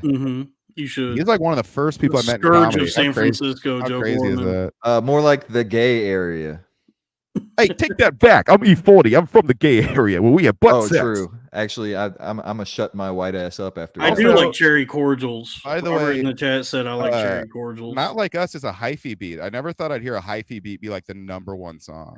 Once upon That's a so time, all of us cool. was in chains. Oh, so sick. Once upon a time, because of her. When the beat- Makita also makes a good drill. Um, Mustard the on the wall- beat, ho, beat. Yeah, ho. what's it on the beat? Ho, deep boat. it's like, dude, what? That I mean, I never thought a hyphy song would be in the zeitgeist again. and Bosch. the fact that there's a one with a beat, it makes me happy. Dude, yeah, I just shared something. By the way, R.I.P. Willie Mays. By the way, he lived where really close to my hometown. What? Willie Mays, not I didn't even know gay, you were sick. gay baseball faggot. Rest I don't in like peace. baseball that much, but Tom Myers actually messaged me saying sorry. I was like, "Thanks, Tom." Oh, so I just like shared this thing on this stupid thing on Facebook that just said San Francisco is among the world's happiest cities according to a report.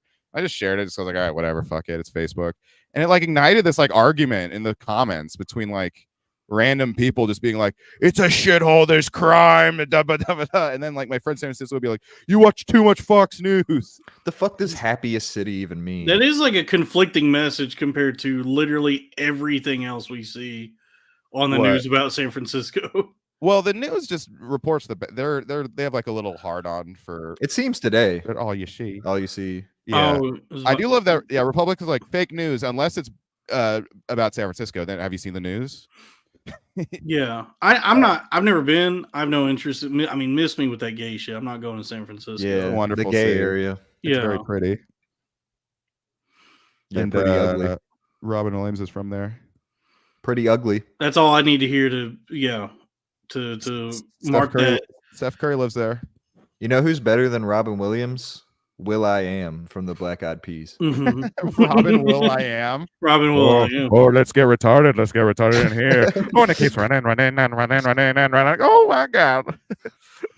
Control your body, your soul. I activated him. Yeah. Yeah.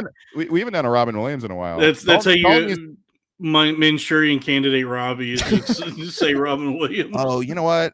I love his Mind of Manchuria. Oh yeah. D. DTT, and then it activates. Yes. Drew Huntley $2 says, "I know power tools, dog. Milwaukee all day." Yeah, I think Milwaukee is probably the best brand of drills and power tools in general. It's sort of I don't know. the, Their coach is Doc Rivers. I don't know how good of a drills they're running. Damn. Milwaukee, I just like the feel of a Milwaukee in my hand. I feel like it's the highest quality, but you take care of it the best. The thing is, though, you can buy a DeWalt and just throw that shit around in your fucking van. It's never breaking. The I use DeWalt is a fucking durable. Christopher Milwaukee, and I'm like, we're gonna need the more drilling. Gonna need more cowbell. I'm gonna need more Taco Bell. I'm gonna need more Folks. Taco Bell. It's me. A chalupa. You gotta think outside the bun. What is this character? I think I blacked out for like 2 seconds. I have no clue what this character is supposed to be. It's flicking Doc Webbles. They're making fun of flicking Doc Webbles. It's Good, he's a Christopher Milwaukeean at Taco Bell. Okay. Taco Bell for some reason. I'm gonna need more Taco Bell. Yeah, so I guess that I settles got a it. fever, and the The only result- solution is more fire sauce. Folks, the results are in. Milwaukee is the best drill. I've heard really good things about Ryobi, but I just can't have Ryobi Goodwin? that goose shit, that goose shit green tool. I've heard Ryobi's My not hand. bad. I feel like a now flea. I think the real issue is with these damn these damn wireless drills, these batteries, they're not as powerful as they could be. What about Obi-Wan Ryobi? Okay, how would that sound? Use the power tool. Use the tools. Mhm. Dude, we're creating fucking $1 million commercials right now. Right, yes, right. Obi-Wan Kenobi. This is exactly how Don Draper felt. Obi-Wan Ryobi. All right, Obi-Wan Ryobi. Oh. These aren't the drills you're looking for. There it is. There, Robbie, you've done it again. Thank you. These aren't the drills you're looking for. Yes, there you go. Obi-Wan Ryobi.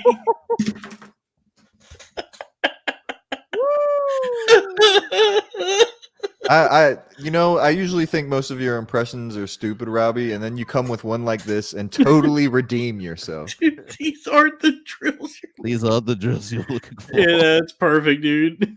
I'm just kidding. I like all the impressions I was doing. Thanks. I know you're busted. I know you just busted balls. I just try to learn how to Dumb take and ball Dumber. busting. Kind of. They don't. San Francisco is gay because they don't teach you how to take it. Oh, they teach you how to take it. Yeah, and in Yeah. the ass. In the ace. In the ace. In the fucking ace. The ace. Yeah.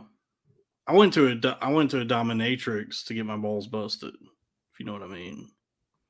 Ooh. No, I don't Ooh. like that. I don't like getting hurt. Don't be mean Yeah. to me. Yeah, honestly. Going to a Yeah, I- dominatrix and she's like, "You pussy!" Like, please You don't just be start mean to me. crying. Yeah, I don't need to say for it because every time I get in bed with a woman, I'm like, hey, please don't be mean to me. All right, what's your safe word? Please don't be mean to me. Please don't be mean to me. It's hard to get out with a gag in your mouth. Oh. No, I wouldn't. I wouldn't do some debaucherous shit like that. I would dom. I would love to dom. That'd be fun. Dom Luker. Yeah. Dom Peter Luger Luger. Matrix. What's the What best about, steakhouse? Damar. Wait. The best steakhouse. Yeah, what's the best steakhouse?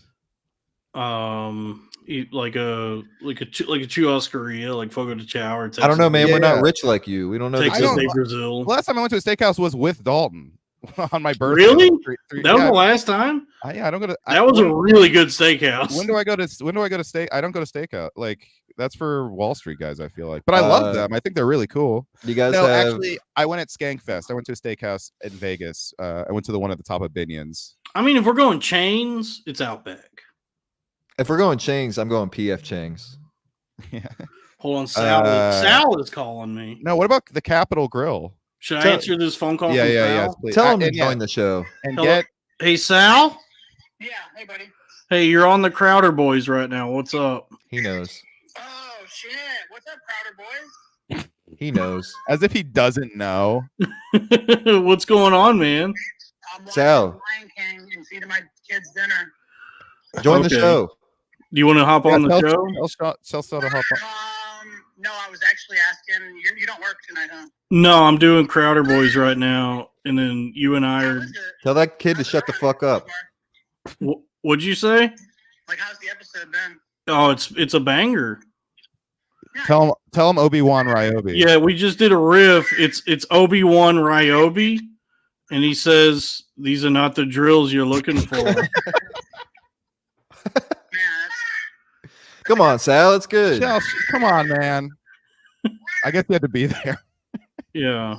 So what's up? Are you we recording something later? You had to Ryo be I'll there. text you, okay? Okay, thank you. All right, hey, tell the Crowder boys I said hello. Okay, Sal says hello. Wait, love why you, can't he Sal. come on? He's with the kids, his kids right now. Who gives a fuck? FTK, fuck them I kids. guess his family. I guess he's got to like be there for his family, so they have a connection with him. And Milo for $2 says best show ever. Thank you, Milo. really, because I feel like I have not been locked in for this one. No, you've been great. I feel like we've all been. We're a little like, we're not like talking that fast, but it's been a good hang. I don't know. I always I'm feel like enjoying I'm derailing things. it. No. You just feel like that because you love trains because you're autistic. Who doesn't? By the way, maybe I am autistic, but how could you not like trains? That's a good question. It's like when somebody says, I like all types of music. It's like, yeah, that's everybody ever. Okay, some trains are better than others, though. I don't like a subway. Running a train. I So like even that. no, the Actually, subway. no, I don't even like that much. Robbie, think about what a subway is. They built a damn train under the river, I guess you do get unlimited veggies. and you can get as many black olives as you want. I love Amtrak though. I stay on Amtrak for sure. I love just, Amtrak. I just shouted them out on Twitter recently. I was just like, you know what? Shout out Amtrak. And that was it. I call them A Famtrak. lot of my fans liked it. And I was like, oh man, these guys are autistic, I think. But I look at what like how cool like a train is. Pretty cool. It's like a marvel of engineering. Dalton, you're kind of like you're autistic. You're like Train Gillis. You're autistic, Shane. I guess well, no, he's Downs, and I'm all. Yeah, I guess I'm. Yeah, autistic. Shane is not autistic. He's really good with people in a way that I envy. Yeah, That's Well- actually the gayest thing you've said so far. that was pretty good. I actually sent him a nice message, and he actually got back to me this week. Yeah, I don't know. I've been in my gratitude era this Hey, week. he don't know you, little bro. He do know me, bitch. Yeah, how do we he actually. tell him? I He's good about discovered Shane. responding. to- Yeah. I discovered Shane. Shane. He's a I fucking discovered- genius. He's an arena act because He- of me. He's sort of like the Noam Chomsky of comedians. Like if you see, Yeah, like, it's me, Noam Chomsky. No, McChomsky. it's he's me, the- Norm Chomsky. Yeah. He's the Yeah. Noam Chomsky. 'Cause They he's thought I fat. was dead, but I wasn't. I didn't even know he wasn't sick. Is this Kevin Brennan again? Yeah. And I'm Karl Mark Marin. Karl Um, Marx Marin. no. Have you seen how there's people that Religion will, is the Opie and Anthony of the masses. Go ahead. there's Whoa. all these times that people have just emailed Noam Chomsky out of the blue, and he'll respond to them. Oh yeah. Shane is kind of like Shane's pretty good about like, and this is not. I'm not encouraging anyone to message Shane. Oh, please don't. Don't do No, that. you're right. A friend But of mine he- was like, "How do I get on tires?" And I was like, "You know what? Message him. He'll probably read it faster." He would at least respond. He would at least go, "Yeah, please don't ever talk to me again." Well, Please tell me that was not an earnest question. Please tell me that was a joking question. it was a girl asking it. So No, yes, an it was earnest question, but it would have been like, "How do I get on tires?" You know what I mean? How'd I go to camp? Medea and Ernest That should is fuck. How am I gonna that's say Christmas? insane. That is an insane question. I'd be like, delete my fucking number. What the fuck She's is a- wrong? Hey, with look, you? it's moxie. She's a sweet girl. She's very moxie. naive. And It takes moxie. It takes some gumption there. She's Full also she attention. also is a working actor. She's in like commercials. She's in the commercial for JetBlue. Like, every time I ride JetBlue, she's in like the commercial that plays before. Is this Bitchel? No. Megan Bitchell knows how to use the internet much better than the person I'm talking about. No, her name's Alyssa Sabo. She's actually a really good comedian and a very nice. Megan nice Mitchell knows gal. how to use the internet, i.e., tits. She knows how to post a picture of her. She breast. also knows how to review movies on Letterboxd, which is hot. Is it? To me, it is. That would be such a turnoff for me. if they were Really? looking- Why? Because women don't know how to watch movies, and I don't want to see them like try and also talk about them in any meaningful way. She's actually pretty good at it, Megan. I got a sis, brothers. I'll be right back. I gotta take a sis. She liked my photo that I Don't tweeted talk about today. me. That's great. That's great that some internet whore likes your content. She's a wonderful woman. She came to my birthday party. Did she? She came to the spooktacular. Yeah, she came to my karaoke spooktacular. I just don't like the fucking attitude. The attitude she cops when people are horny for her titties. It's like, well, Mhm. you have big tits and you keep putting them out there front and center. It's like, of course we're gonna be horny.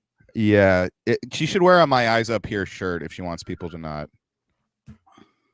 Yeah, because that's a She- nice. she should just do like the the way Billie Eilish has just been wearing like sweaters and Yeah, but baggy you know what? clothes. People still love trying to see any morsel of titty that Billie Eilish puts. Dude. I'm always trying to gobble up a morsel of Yes, titty. me, dude. I'm so horny for Billie Eilish, but she has so many people on Reddit. She has maybe the most active simp Reddit, despite like not showing off that Oh, much. by the way, I'm doing affiliate marketing with an adult content. Yeah, it's website. me in affiliate marketing. Base Dalton listener to her learned opinions. God's Note $5. Thank you, guys. That's funny. Yeah. So you're like working with that porn site for sure? I have like an affiliate link that they gave me that cool. if you use that, then you get like a free trial and You I wanna get plug money. it? I don't know how to like say the folks go to. Hold on. Yeah, I'll plug it. let me plug it real quick. If you go to the website, the website is Flirty in Dirty. Oh, Florida woman just oh, nice. Florida woman just posted another thirst trap. Is that Theo Vaughn's new podcast, Flirty and Dirty? No, the website is Flirty in Dirty. That's FLIRTY, the letter N, DIRTY.com. And my affiliate link is everybody write this down and use this to subscribe to the site. flirtyindirty.com / AF as in Frank, F as in Frank, =925. Once again, that's flirtyindirty.com / A as in Apple, F as in Frank, F as in Frank, =925. And also sign up for Gas Digital with the promo code Crowder Boys. And if it doesn't work, And if just to ask Lewis and tweet at Lewis if it doesn't work. he'll figure it out. Yeah. Because you should if you go to Gas Digital and use promo code RAP, you get a 15-day free trial. If you use promo code Crowder Boys, it's a 16-day free trial. And if that doesn't work, then just tweet at Lewis. Right. Actually, don't tweet at Zach because he doesn't like get involved with that stuff. The ninth person that enters the promo code gets a lifetime subscription. Mm-hmm. Yes, and if so, that doesn't work. And for a Gas Digital fan, that's about 7 years. About 7 more years. And we'll be giving away 1 kilo of Kratom to one lucky Gas Digital subscriber who uses. Honestly, we should reach out to you. The Yo Kratom guy likes us. We should do Manscaped too. And we should finally get that Manscaped sponsorship that we were. Honestly, we were going to get it. Yeah. Oh yeah, the trial, dude. Right when you were going, did I ever tell you this? Right when you were going through, they offered us. Yeah, they were like, "Hey," I was like, "Yeah, the show's a little on hiatus." You turned into Tim Dillon. Yeah, it was actually like the day. I think it was actually the day that I had to send out the tweet saying the Loud Boys was over, and yeah. I remember it being really, really funny. Like the timing was hilarious. Yeah, look, they don't sponsor this show yet, but it works. I still have the stuff they gave me. I still have it, and it's a nice it's a nice shaving product. Yeah, bullshit product. Crack. Shut the fuck up. Well, we shouldn't plug them for free until they pay us. We shouldn't plug them for free until they pay us. I'll plug you guys for free. A Phillips razor is about as good. A Phillips razor. Oh yeah, Phillips is a brand. The Norelco, yeah. Yeah, I mean literally. I thought you were confusing screwdrivers with razors. I use a Terrence also. I use a Gillette screwdriver around the house. I use an Obi-Wan Ryobi. So, I also, speaking of business, I might become a minority owner of the Billionaire Podcast Network. Yes, we are getting the network up and running, and I've sent my paperwork to my attorneys to look over it, but I am filling that out and getting that back to our business manager soon. I'll get back to you soon. I'm not ignoring. I'm black. Thank you. We're celebrating Juneteenth. Yeah, Don, aren't you supposed to do the station tag? Oh yeah, the Billionaire Podcast Network. Ka-ching, bing, bing, bing, bing, bing, fill her up. Bad gal, white dandada. I was very amused when I said Billionaire Podcast. I said Billionaire Podcast Network to you over text, and you texted back, ka-ching, bing, bing, bing, bing, bing. Yeah, I was sitting there like, how many bings is it? Which is what Tony Soprano said too. Mm-hmm. How many a bada and then a bing. Dude, I hope Stephen A reads my question, but I can't believe I fucked it up. I'm such a fucking idiot. That's crazy. You're a fucking idiot. I saw you do that. I was like, damn, shaking my goddamn head. This kid need to stay his freaky ass inside. But you know what? This will never happen, but it would be the funniest thing ever. He's like, I believe it is Monkey D. Luffy, the king of the pirates. It's also not Luffy. It's Luffy. Loot, whatever. It's a fucking stupid ass. Luffy. Oh, I'm fucking Luffy. Yeah, I'm a fucking king of the fucking. Oh yeah, you can't just become king of the pirates. You got to fucking stretch and fight and fucking cunt. Our business manager Robert in the chat. Yes, the network is coming. The Billionaire Podcast Network. Did you fill her up? And merch. We got some shirts coming. I really like Robert. We all know how good I am at shirts. I'm certainly not. You were good at them. I was good. Here's the thing. I had the right idea. Bad execution. Because no one was making money on that. It was bad timing, honestly. But it was good advertising. The fact that Dan Soder has had my face on his chest. Pause. Hey. That's cool. That's something I actually showed. Like that was really cool of him to do that, and that was a good shirt. I got to go for Thanksgiving, like, hey mom, because my mom loves Billions, so I got to be like, hey mom, I'm doing something. Look at this. And think about this: Tony and his boyfriend, after they fucked, have worn your shirts too. Oh, he got two. I'm with him. He's a bit of a loud boy himself. Actually, You know what I'm thinking, guys? What? I'm actually thinking that Tony Hinchcliffe kind of rules. No. I cannot abide. Sean from Pittsburgh on the Jews and their lies by Maher. Whoa. Is that a Martin Luther thing? Martin Luther, not the black guy. Yeah, Dream. The guy who the original Martin Luther, the sort of the night owl from the Minutemen, not the Watchmen. I wish George R.R. Martin would beat up Martin Luther while they watch Martin. The Martin Luther, the German one or whatever, he wrote a book or a treatise or something called "The Jews and Their Lies." Get your ass down here. Treatise, get your ass in the house. We're talking about Martin Luther. Get your ass down here, treatise. I did not know that. What else is he known for? Just being like a religious guy? He didn't like Catholicism or something. I don't know. This guy's just a hater. Some sort of like the 99 proclamations, but a bitch ain't one. 99 proclamations. 99 Luffy K Luffy monkey. It's not K. God damn it. Where are you getting that K from? I don't know where this K is coming from. Luffy CK. That might literally be why I'm saying K. It's Monkey D Luffy CK. I guess we're all wearing fucking straw hats or something. Oh, we're all fucking pirates. Or a bunch of fucking pirates, I guess. Nami, show your fucking tits. How are you gonna name it One Piece and there's actually like a billion episodes? How about this? If it's gonna be called One Piece, one fucking movie. That'd be hilarious to go on stage and start talking about One Piece. Yeah. Do you guys like impressions? I'll have to introduce you to the comedy of Katu King. Oh yeah. She does actually do that. He literally does that. Where the fuck do they get these? We can't make fun of black names anymore with these fucking people's names. I think Katu King should slap Martin Luther King while they get Burger King. It's like Steve Martin and Martin Short watching Martin in Martinsville. This might Bill Maherton Luther. New rule: the Jews lie. What about Bill Martin Luther King? New dream. New dream. By the content of their character. Okay. Hey, liberals, how about not by the randomness of their club? Okay. I'll bet Bill Maher does say that's awesome.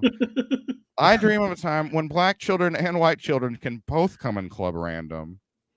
Has Bill Maher had a black guest on Club Random? I want to say no. I don't think so. I from what I understand, he is down with the swirl. I think he has a bit of a proclivity for some black. Oh my god! The first thing when you YouTube Bill Maher's new rule: bring back trad dads. And over time with Charlemagne the God, dude, I love the arena. I think I know why Bill Maher wouldn't have any black people on, because as soon as they walk into his house, well, then they are now the house. Yeah, that's true. Your Honor, I'm a club. Your Honor, I'm a Club Random. I'm a club, Randy. I'm a club. July 4th song drop. Crack sing says. Oh, I love that. That sounds like a slam poem. Drew and Godsnode. Drew And Godsnode are on a totally different plane right now, but it's whatever plane is giving me a lot of small donations. So I really appreciate both you guys. My dude Chris for Canadian $2 says, why was Martin Luther a junior king and not a prince? What? What?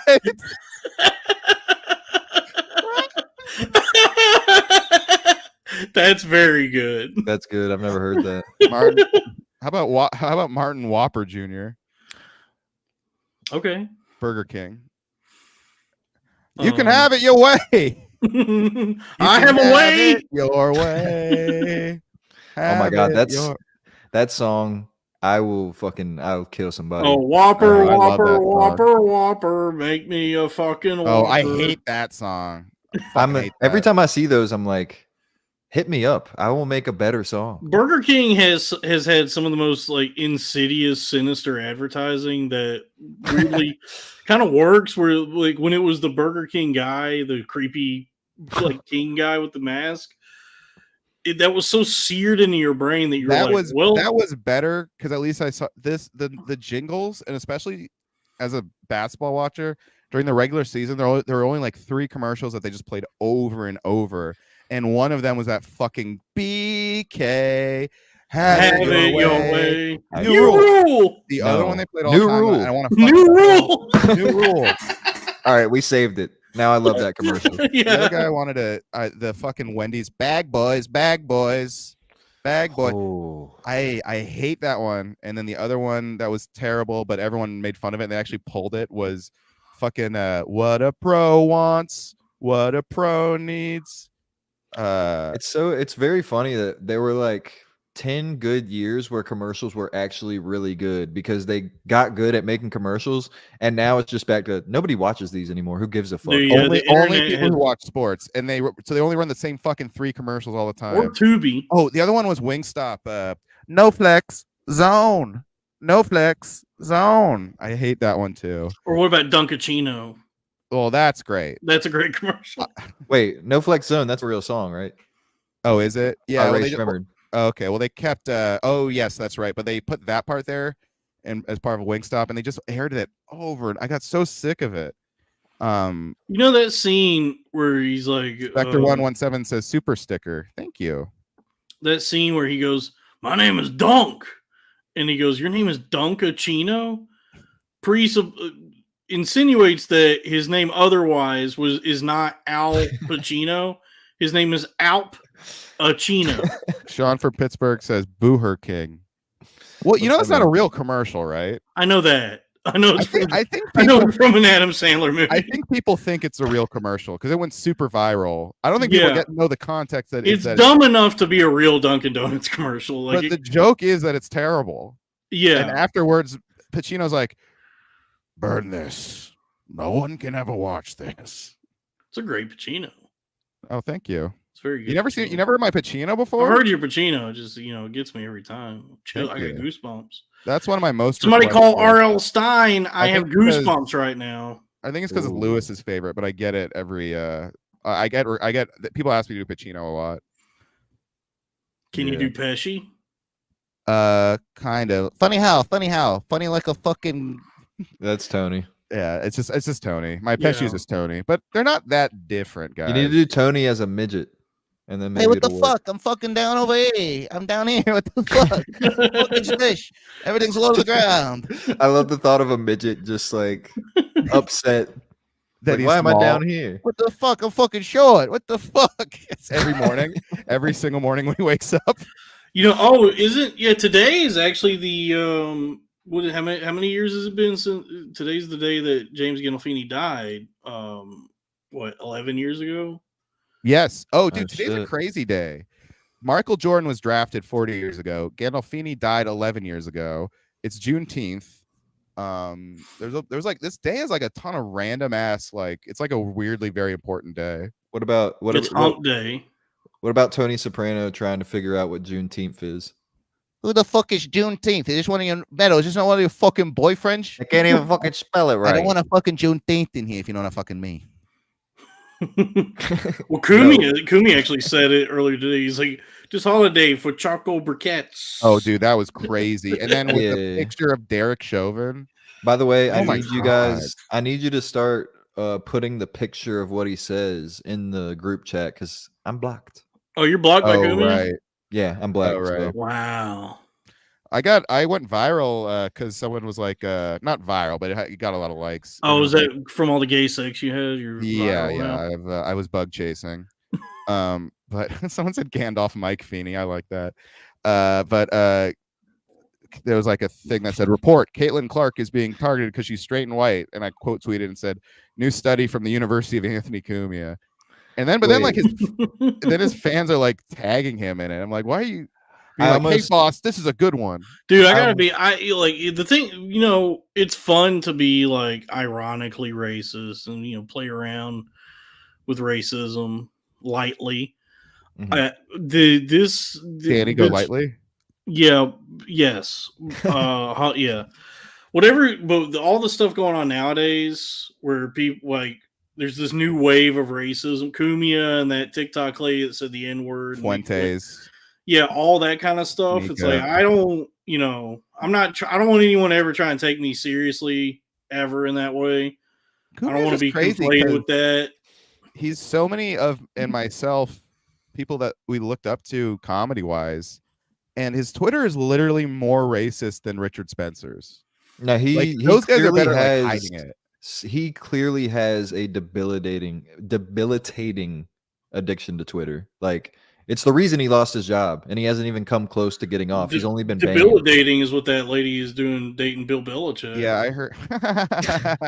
Damn, debilitating! Get your ass down here.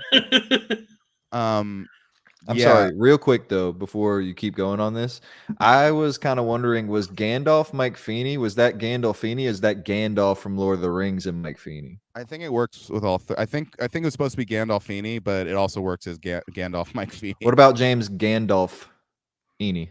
Okay. Hey, if you want to fucking pass, you gotta fucking go through me first, okay? Kick it back, otherwise, thou shalt not pass. Hey, I got the fucking rings over here. Yeah, Robbie, the one you said that got me was the finale is Lord of the Onion Rings because they're eating onion rings. Oh, that's Robbie, the one you said that got me was Muammar Gaddafi. Gaddafi, because we were talking about Gaza. And what if Gaza was Lord of the Rings? Yeah, and then you said Muammar Gaddafi, and I mean Gaddafi was the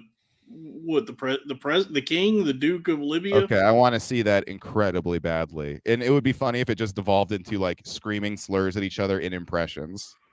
A Cumia Godfrey podcast. I want to see that so. That would just be Godfrey beating the fuck out of Anthony. Yeah.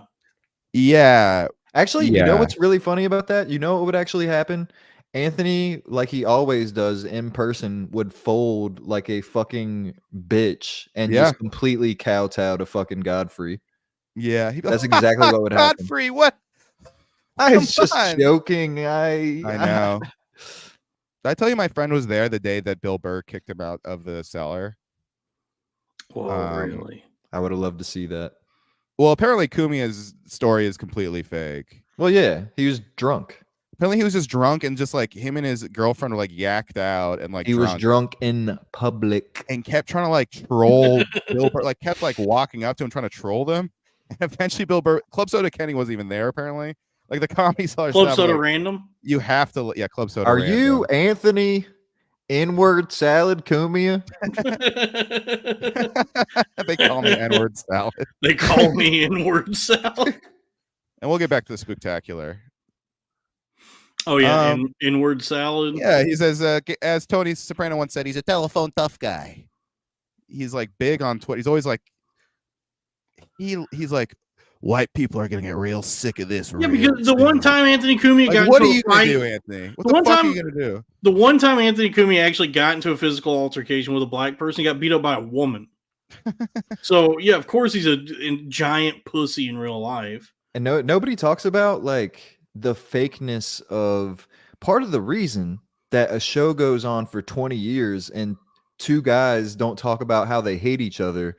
that's one, Opie being a fucking kind of a dumb asshole that's not perceptive and narcissistic. Of course, we've acknowledged that, but also you're Friend fake of as the show. fuck. You go smile in his fucking face every day like you're his best friend. Yeah. Anthony Yeah. Cumia is fake as shit. It's funny. He's like so into like what happened to masculinity, old school men, but he's just like, hey I'll everyone, beat the I'm your fuck friend. out of Anthony Oh, I Cumia. didn't say that stuff. No, I'll beat the fuck out of Anthony. Dude, the Send us loudest Anthony, I voices will beat about his that. ass. The loudest voices about that shit, talking about like masculinity and what men used to be men.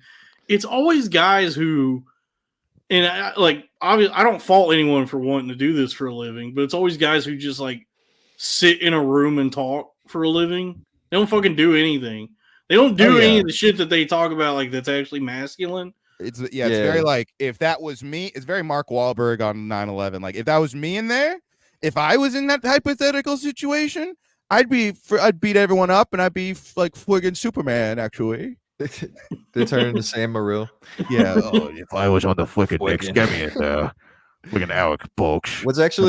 What's hilarious about Cumia too with him, I haven't heard him say anything. I'm blocked about like the masculine shit, but he had a masculine life with a wife and he worked for an air conditioning company and he hated doing masculine work so much that he fucking made shitty song parodies every fucking day of his life just to get out of doing a man's job. Yeah, everybody hates doing those jobs. That's the thing. It was like Not everybody. There are some dudes that are like it. they go and they talk to the fucking carpenters, talk to the fucking HVAC guys, and some people it's are very like, few, but some of them do. some people are wired to like be physical, too, and like work with their hands. I mean, that's just how they're wired. Like my friend really likes moving. Like he like really enjoys his job. I mean, it sucks like every other job, but it seems like he like really doesn't overall enjoy the work of it.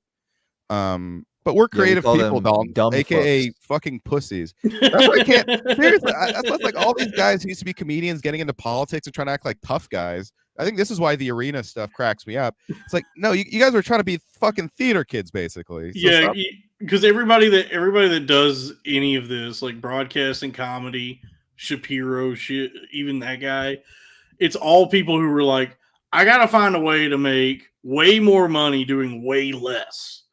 I don't want to actually have to work.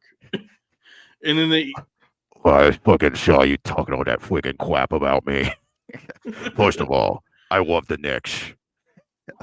No, I know. I will say, Sam Morril. I'm sorry, Robbie, but he's snatching your little ass up if he sees you. I feel like he's like 6'7", maybe.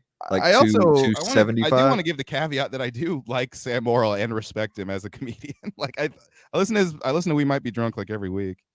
Yeah, but then you make fun of his Jewish. Well, because I mean, hold on, because his Twitter presence, like the seriousness. I love presents. Do what? Oh yeah, I do like presents. If anybody wants to give me a present, let me know. Yeah, don't be mean to me and give me presents. Give me presents. Sorry, but just the seriousness with which he approaches talking about the Knicks constantly. Yeah, like that deserves to be made fun of. The fact he's being serious about blacks. He's serious black. And meanwhile, Stephen A is a full fucking SNL wardrobe and costume changes when he talks up the Knicks. He literally, and then after they all got injured, he showed up in a fucking doctor's costume. Like he's like, I mean, we've said this is Crack's observation that we repeated, but they should switch jobs when it comes to this. Yes. Oh, I mean, I do derive much more joy from Stephen A. Smith than I do Sam Morril. Whether it's sports or just entertainment in general. I listen to Tuesday with Stories too, Raphael. I'm a big Mark Norman fan, and I think he's really funny. Although I don't like guys who do wordplay. Oh, I'll just leave then. I have to pee real quick. Talk among yourselves. You know what I call basketball is inward play. That's pretty good. Speak on that. Like your inward feelings, right? Mm-hmm. Yeah. I call that going on Call of Duty multiplayer. All right, hold on. I'm gonna Robbie, are you pissing right here? Robbie's pissing. No, I'm leaving now. We gotta charge extra. If Robbie, if you're gonna piss on Mike on camera, we gotta charge extra for that. Yeah, I wonder if Florida Woman will sell us a piss video. I ain't buying shit. You wouldn't buy you wouldn't drop a few dollars to watch Florida Woman take a piss. Nah, I ain't buying shit from that bitch. All right. Yeah, that's probably good policy. She giving it away for free. Fuck it. Yeah. I guess what I hope happens is she gets successful enough when she does finally pull the trigger on OnlyFans that there's leaks that we can find. That's exactly what's going to happen. The Florida Woman really becomes like a top, like at least top 20 percentile OnlyFans creator, which means we can find the leaks on fapello.com. Yes. Or one of those sites, you know? I was just looking at Lauren Compton the other day. Oh, she got leaks? Oh, all kinds. No butthole, which I was disappointed about, but fucking showing cat titties everywhere. Nice. Yep. And she was like anorexic, which makes me laugh that she went through that. Oh, so the titties was not as big then? They weren't titting quite as hard, but they were sitting, you know. The tittins were sitting. That's good. Yeah. Yeah. And she showed the kitten, which you can also see. It's pretty nice. I went and checked because there was a YMH clip on IG where she's shaking her tits at Jason Ellis, which very brave, shaking your tits at a fucking clear gay man. Like that's you don't have to come up with any excuse. You could just say I went and looked because I was horny and wanted to masturbate to something. But I don't know if anybody else noticed, but when she was shaking the tits, the nipple was like hanging on to the clothes. You could see the nipple. Ooh, I watched it a lot. That's like one of those things you watch to like get like warmed up to jerk. Yeah. off. Oh, I do that all the time. Like I watch like Instagram Reels or TikToks. Instagram is a good warm up. Yeah, to get warmed up before I switch to pornography. Yeah, preheat the oven before I put the DiGiorno in. If you know what I mean. It's like scuba diving, especially the shit we watch. Like you don't want to just drop straight into that fucking level. Oh no, yeah, you'll get like decompression sickness. your lungs will explode if you just dive right in. To the kind of porn we're watching. You gotta work your way to that. Yeah. That reminds me, did I tell you about this? The YouTube video about the highest up city in the world? Like the city closest to the sky. It's like probably Washington, D.C. Those guys are all high. Hey, whoa. I don't want to. I didn't come here to talk about politics. Whoa, Craig. I didn't realize we were gonna go. I'll save us a whole discussion, guys. Look, both sides. Craig, I said high. I didn't say high top. It's a circus. Ooh.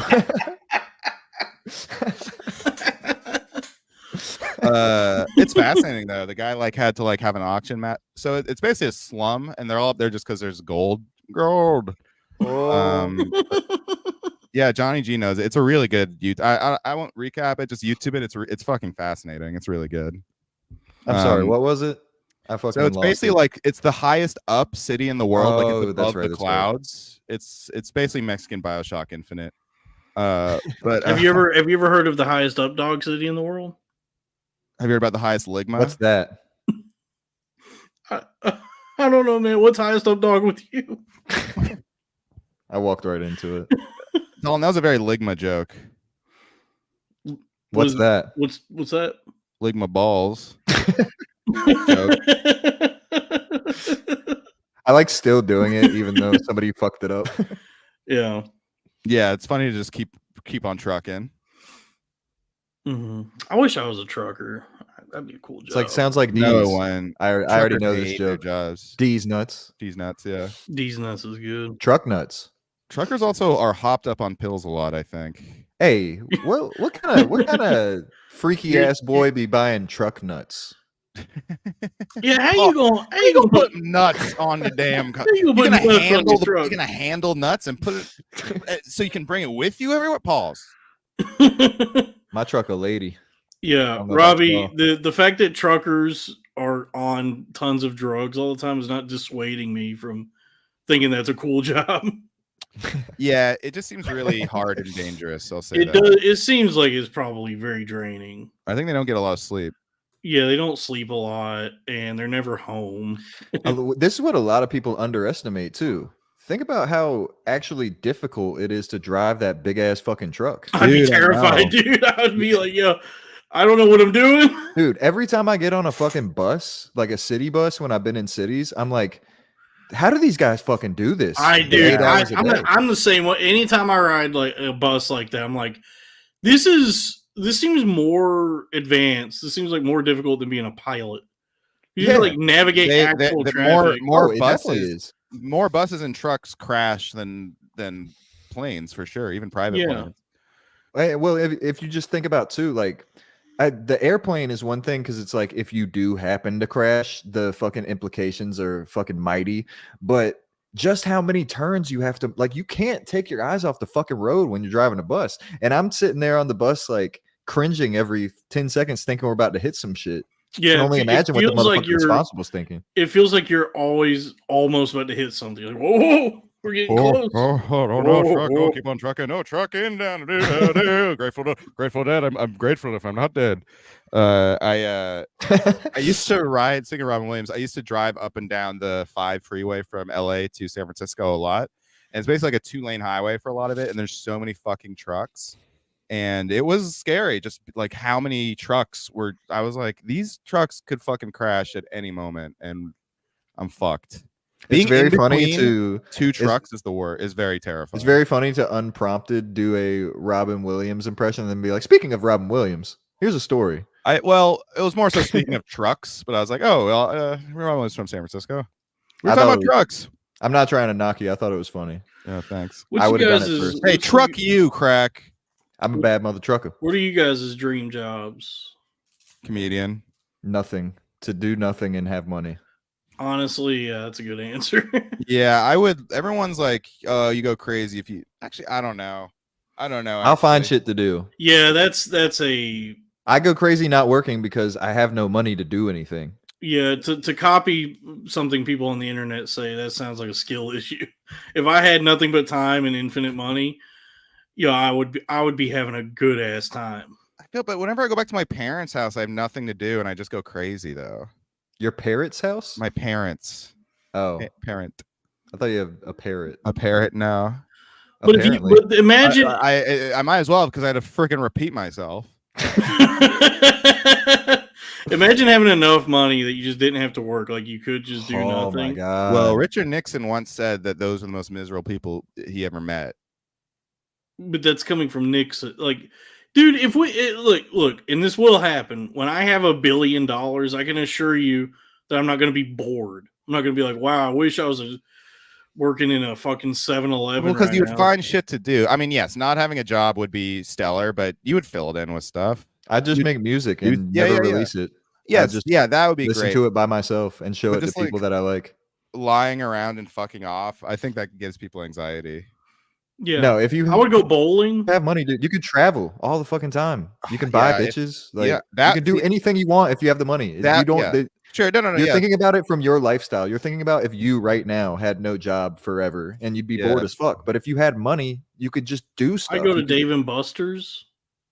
Okay, yeah, I'm with you on that. I thought you I'd meant rent, like, dude. I seriously want to rent a Dave and Buster's. That's how much money I want to make, so I can rent it. Because that's what Drake does. I bet that's not a lot of money. He does do like, that. relatively speaking, I bet you could rent out a Dave and Buster's for like maybe like a few grand. I want to do it where I could do it and not even think about it. Like it's just like Oh nothing. yeah, no, it's a lot of money for us now. But I'm saying like, I bet what it costs to rent out a Dave and Buster's is way less than what you think it is. Dude, you could just rent out a Dave and Buster's, get all your best guy friends, and just hire like 10 strippers and just play games with strippers. yeah, that would rule. that would be dude. really fun. Dave I and would Buster's. relapse. That's the problem though, is when I get money, I'm relapsing. Yeah, because why course. not? Yeah, why not? Yeah. Like the only thing that I really kick myself about drinking so much is that it's like getting in the way of me furthering my career. But if my career was in a great place, why not? I'm trying Yeah. to see how much it costs to rent out a Dave and Buster's. If I get when I get my $1 million, The first thing I'm gonna do is I'm gonna spend like a whole day just singing the song on repeat. If I had $1 million, if I Dalton had Spectre has a $1 question for you. million. Oh, what's the question? What's up, dog? Not much, man. What's up with you? You guys know that song? Yeah. Oh is yeah, that about Bare bare Naked naked ladies. Yeah. I would hire some bare naked ladies. Yes. Yeah, it's ban. So it looks like you can do a full venue buyout, and it can accommodate up to 2,000 people depending on location. Wow, that's Oh, and does it come with staff? Yeah, it looks like there'll be staff. So I'm trying to see. It doesn't give you the pricing though. It just says there's like the power card value. Because I'm gonna want to drink 17 non-alcoholic beers. Yeah, I'm trying to see. I think I need to just like Kill yourself? no, just to like fucking I don't know, because it's like whenever I go out and do things, I drink. So I just need to like, if I want to like cut back on drinking, I just need to become like a hermit, I think. That's what happens, dude. That's Drew exactly Huntley, what happens. $2. Fairfield, California. It's just true. It's too tempting. I love when I'm like socializing and doing stuff. It's too fun to drink. You just but- need to. What your fear is exactly what happens. yeah. I mean that probably like early on, but like I mean I can go out and do things sober. Yeah. I can, but I don't. That's the thing. Like when I used to drink, it would be no question whether or not I'm going out on a given night. I'm going out every night. I'm barely at home because I go out and I drink and I party with people and shit. Now Yeah. it's just like you just rather be home. I just know I wouldn't be able to keep it up because I like so many things I like to do when I go out are like drinking's a huge component of That's it. what you need Blue Chew for. Blue Chew, everyone. Yeah. Blue Chew than to do it. Because you Yeah, said this is brought to you by Blue Chew. I want to start moving my mic around more. while I'm Yeah, if I podcasting. quit drinking, I would definitely get a lot more accomplished. And I kind of beat myself up over that, but I don't know. I mean, yeah, it would probably be a good idea, but I don't know. It's just too tempting to me, and I feel like if you want to get sober, you really have to want to do it because it's really hard. Here, maybe we should ask you questions and see if you're an alcoholic. Oh, I'm definitely an alcoholic. Dan, I have a much. very disappointing Florida woman update. What? An hour ago, she tweeted, "Okay, horny posts will cease. Occasional bikini posts excluded. It is summer after all." Oh my god, so She's fucking not- self-important. First of all, that's not happening. That's like No. when people you guys ever used to post on forums? People would always like announce like I'm leaving the forum, everyone, and then they would just keep posting. They just wanted attention. Yeah. I feel like in the time that Florida woman is showing her privates, you could just find a woman on the street and date her long enough to see under her clothes. And she's on the fucking internet. Like, bitch, make with the titties. Make with Yeah. the ass. Nobody gives a fuck about your story or your fucking like, oh, yeah, okay, if you don't want to do it, then don't fucking do it. No one's making you. Well, the fuck what is wrong with happened? people? What happened was she's only been on Twitter, from what I gather, for like a year, maybe. And so it started with her just like trying to figure out like posting, being funny, maybe, like posting like wholesome selfies. And the more and more she started to get attention, the more she started to experiment with the pictures she was posting. She went from wholesome to some holes. Hey, Oh, wow. hey, Really hey, Whoa, my, that's a bar. my prick. Yeah, that's a bar.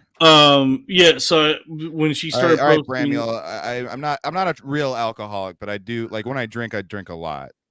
I'm not like a. I think every single alcoholic has said those. Well, he's exact words. getting mad at me for saying Ah, alcoholic. But like, drink okay, if you want alone. to like, what is it? Split hairs here, hair of the dog.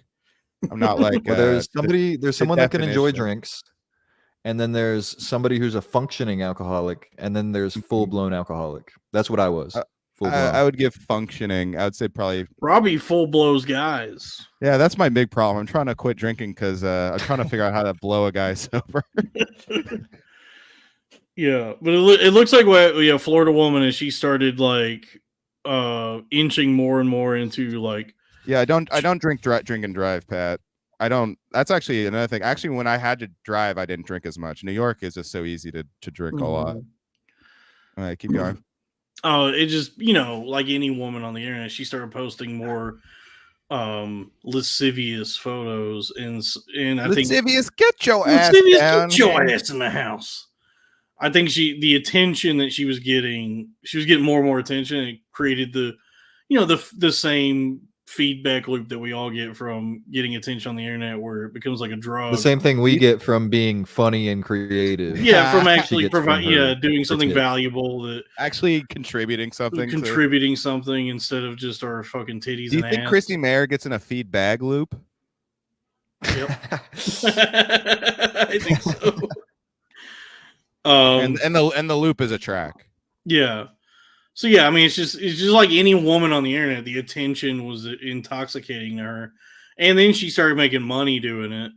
She makes more on Twitter than I do, and I'm actually like coming up with bangers, and she's just, you know. I'd like to come up and bang her. I would love to come up and bang her. It is fun. I mean, it's been fun to watch. It's been fun to watch the narrative. There's something you guys unlocked it. There's something very hot about that, because I've seen it happen. I've seen that progression happen to others, and it is hot when they like dance around it, you know. Yeah, when they finally hit rock bottom and they're like, well, start an OnlyFans. Just filmed my first video of me sucking dick. I've noticed that for $5 with nothing. New rule, thank you. All right, yeah.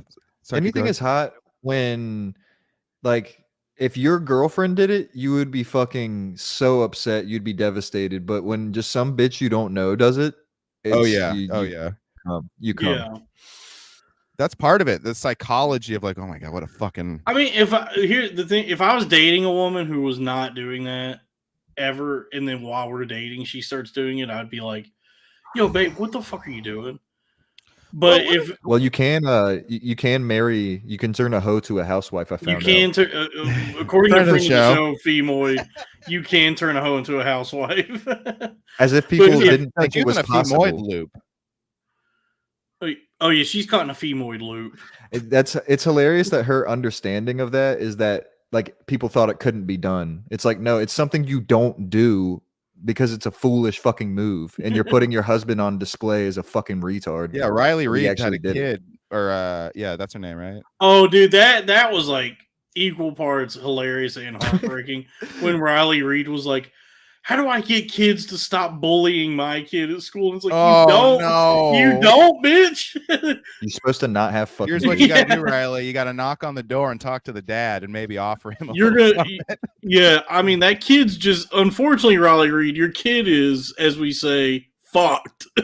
Yeah. That is not going to be a fun school time for that kid. Yeah, that is tough. She's so cute. She got to stay out of the way for the next 10 years until people forget about her. She's like look like someone who's fucked as many people as she has. You know what I mean? She does have that's the allure. Yeah. Yeah. Allure, get your ass in the house. Get your ass down the house. Riley Reid has like Crack, you calling out Femoid's what'd you say, like Urban Outfitters hipster wedding or something? Oh yeah. It's like just everything she pretends that she's on the opposite side of the fence for. Like, throw that bitch in Brooklyn with the rest of you fucking gay motherfuckers. She'll fit right in. That's not saying even Brooklyn anymore. That's like old. Well, Brooklyn's cool. Kevin Brennan came up with that. Yeah, I love watching Dork Court, but that really is an insight into like the spectrum of mental illness climbing going on. Dude, I did, and I did it because I'm friends with Miguel, and I really like Drew. I like those guys a lot. But I was there and I was like, this is fucking. I was bummed. It was extremely depressing. I was bummed out being there. It honestly, it is what Kill Tony should be, which is palpable depression. It is. It really does. I would never. I was just like, I shouldn't be. You really get a sense of the desperation. You just saw every person that came up and did stand up. Like, you saw them look in the, like, that morning they looked in the mirror and they're like, this shirt, this makes me different. And these shorts, like, these are so funny that I'm wearing these high shorts that don't match my shirt. It's kinda like, wanna tell goddamn, Miguel, like, sometimes I'm glad I live in bumfuck nowhere. Miguel, you should hang out with some different people. They weren't all bad. Like even like one of the guys that I thought was pretty funny, that black dude. Like it's just so funny, the microcosm of like, because on my level, like I consider you guys my contemporaries. Microcosm, get your ass in the house. And then like you look at like Lewis, somebody like Lewis, and how Yeah. like he views Robbie as like more of a younger dude coming up. But like they literally had the roast of Robbie Goodwin on Dork Court. Like Oh. you were a major celebrity in this world. Oh, dude, it was funny to be treated like us. It was funny to but the You're there, funniest was Brendan the Schaub. other people who didn't know who I was, who were like trying to act better than me. That was funny too. I was like, dude. But yeah, by it the was way- funny. I've never treated like a big get that much, but that one I was like, oh, okay, maybe I do have some juice. And I What's guess very that's sad just- is that everyone in that room knew who you were, whether they acted like it or not. And that's, if you walk into a room where everyone knows who you are, get the fuck out. dude, Tim literally read like a Reddit thread about me. That was I was crazy. like, holy shit, this is like Comedy Central roast of Robbie Goodwin. This is It was fucking I great. mean, it didn't make me feel. I like the attention. It did make me feel like I was too good to be there, He which looks I never. like he's at a feel. Burger King. I now get why Tony does what he does. You know what I mean? Because it's like kind of an intoxicating feeling for everyone to like What, want your fucks approval. guys? Yeah, you feel like Joaquin in Gladiator. Literally, but that's not my lane. By the speaking of, I just honestly, I did it because I like Miguel a lot, and we watch basketball together. I said this in our group chat, but yeah, Casey Rocket's growing on me. I love the way he doesn't tell a joke and He just you know hops what I around the think? stage and scuttles. And He kind of irritates me because I see what, like, I'm almost like I would be that if I just had a little bit less like writing ability and like I don't know, like because it's like well, that clip that I found today that I posted in our group chat, he had in that minute or whatever, there was like at one point a sousance of a joke. There was like a semblance of something that could be a joke, but he can't commit to earnestly actually like trying to write a joke. It has to be this constant like whatever the fuck he's doing. I don't know what's going on with whatever he's trying to go for. The fact that Ron White was like talking about it with reverence. Who wants to oh my god, fucking kill Ron White? We need to take Ron White out. Ozempic Ron White. We need to fucking defeat him wherever he is. Yeah, He was not supposed to become this guy. we He should was supposed to mercy die kill in Ron 2007. White. Whiskey was his Popeye spinach, I think. He's the guy he's the one of the only guys who was funnier when he was drinking. Casey Rocket's crab walking across the stage That's 30 miles per hour. Future of comedy. Oh, you saw that trailer, Craig?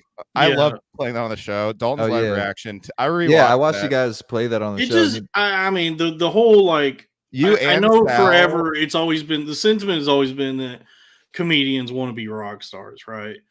But you're supposed to make peace with that and go, I'm a clown, I'm a comedian, I'm not a rock star. And Comedians should just want to be funny. Like I never realized that until I like somewhat put a foot in this game. I didn't Yeah. realize comedians wanted to be rock stars. I Well, wanted to be a rock always- star that's because I always make been- music. that's always been like the thing people say. To be honest with you, looking at what it takes to be a rock star, I'm like, I'd be fine making like $90,000 a year just doing comedy. I want to be Josh Adam Myers. Oh, what do you do for work? Yeah. Yeah, I mean, Josh is probably the optimal version of a comedian who wants to be a rock star. Well, 'cause he and was is a trying to be musician. both. He at was the like same a time. He was a musician. Yeah, but Josh is a guy who figured out how to turn his musical ability into an act he can sell. yeah, but that That show is really fun. that documentary trailer you showed me, I was like, these comics really need to like reconcile the fact that they're never going to be rock stars. Like Well, they're can't- Texans, so they do say I reckon a lot. They do say I reckon. But they're trying to present as like cool, aloof, like hip guys, and it's like you don't get to also be a rock star. I just am like, when did comedy so become about just not a single joke is told except for Casey Rocket's? That's the closest thing to a joke in that trailer, and them dropping the music so that guy could say retarded. I That's just like- don't understand how they keep getting fucking cooler. Yeah, I agree. It's like every week I'm like, Austin comedy cannot get fucking cooler, and then they do it. You know It's what? like You they know what figured it out sucks? again. You know what does suck is that whole topping themselves week after week. I'm like, damn. They're This is literally even topping cooler than the themselves. last that whole area, 6th Street, is cool. Yeah, dude, I like the I like least that street. cool thing on 6th Street is the mothership and the other fucking club there. Sunset. I heard it's a Sunset, fucking yeah. nightmare. in Those that are the fucking city. least cool things on 6th Street. Everything else is awesome. I just love that you were watching it. It was like such the most pure version of a reaction video where you just went, what is going on? Like, it was I like- was like, genuinely what like, the fuck is happening? I was taken aback by that because it didn't seem like they were profiling comedians. It seemed like it was like the documentary was about something else, but some underground art scene. But no, it's about people trying to do open mics. It's about something that you already know about because there are hundreds of podcasts and acts built around these people that want you to know what's going in their life. It's not a fucking discrete thing that you are taking a fucking peek into. It's like we know what they are already. They broadcast it 24/7. The fuck? I agree with Runaway Slav. The Creek in Austin is very cool and fun. Yeah, shout out Rebecca. Rebecca's awesome. Shout out Rebecca, big and titties. that place is a really fun hang. I had a really good time hanging out there. when I was in big Austin. titties. Yeah. You know what one of the coolest parts of that documentary trailer was when the guy was like, "We're part of history right now." No, you're not, dude. You're chasing a trend. You're not. You're as much part of history as any of us are right now because we're living life and time is happening. You're not part of. Whoa. You're not fucking. Like No, that is they're a acting mighty like- blow in the arena of ideas right there. That was a very profound. What do you say? What do you say? I missed He's it. a. Yeah, we're. What did you just Sorry. say? You just said we're all part of history. Dalton, tell them because what I we're said. You said something. What did you just say? Tell him what I said, got- Dalton. Yo, I got something to say. Craig So I just says to said the guy, says, he said we're all a part of history because we're living and time is passing. It was kind of an odd. That's true. Yeah, a very profound statement. Also, We're all- Hitler was a part of history. That's true. Hitler's. One could say the story. biggest part of history. One could make that yeah, argument. but Austin comedy is a bad part of history. Yeah, Yeah, they do. They Whereas do. Hitler. I just don't. Have like the self importance. That's the thing. It's the self-importance and the ego that just oozes from that kind of thing. If there was a Holocaust of comedians, how long do you think it would take to kill all 33 of them?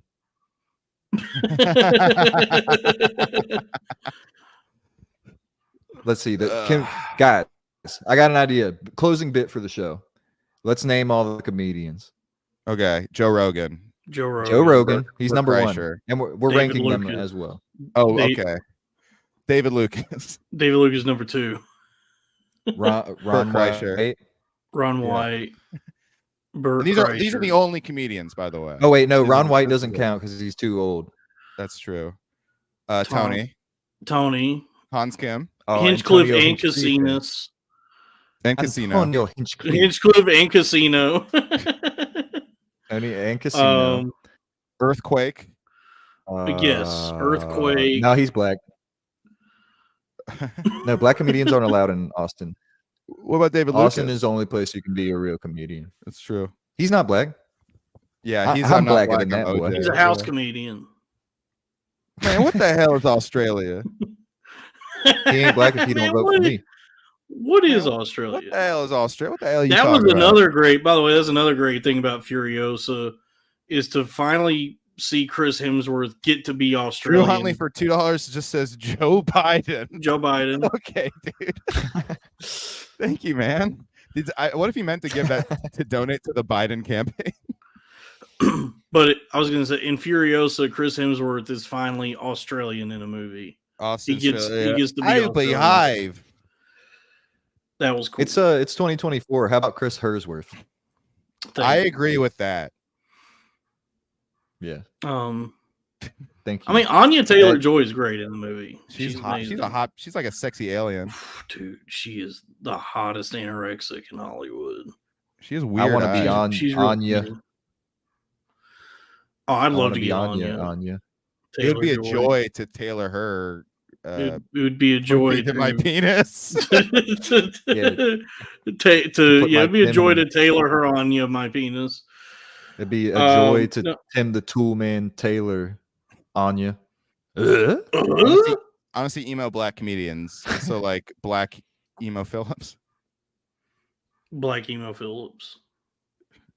I was trying to think. Yeah, I don't know any Emo Phillips jokes. me neither. He was just kind of a goofball, right? Yeah. Jiminy Glick. I'm Tim Dillon. Okay.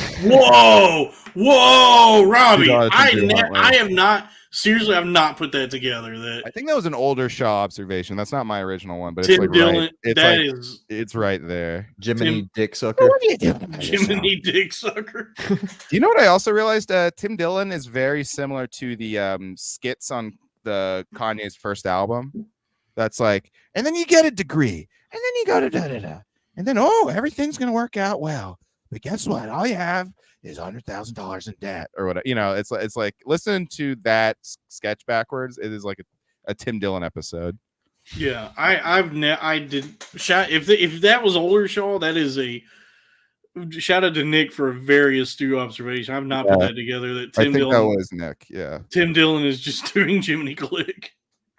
I don't think he's doing him. I think he is just Jiminy Glick. He honestly, I yeah. think that is who he is. I think Martin Short might have done like a Twilight Zone typewriter thing where he like birthed Tim Dillon into creation by doing Jiminy Glick because they are almost exactly the same thing.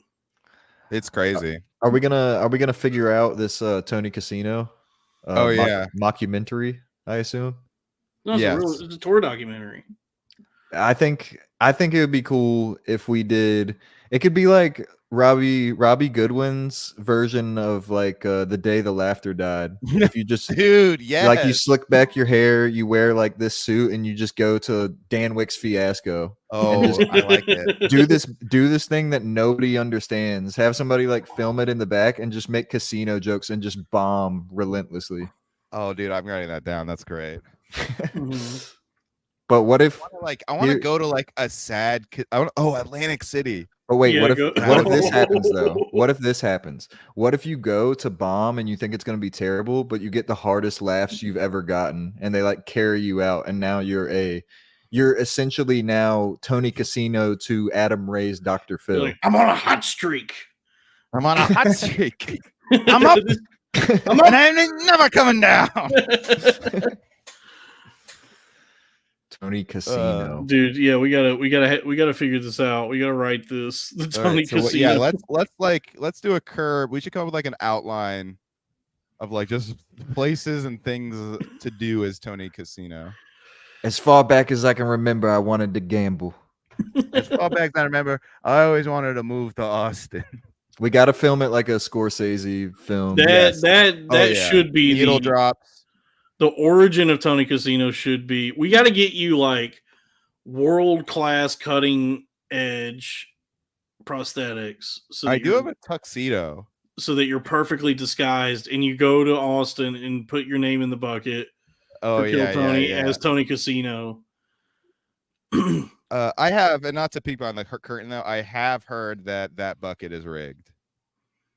What? Like apparently they like scout people and book them. It is at this point. I think it is at this point. Probably the buckets at the Creek in the Cave are rigged. So of course the Kill Tony bucket.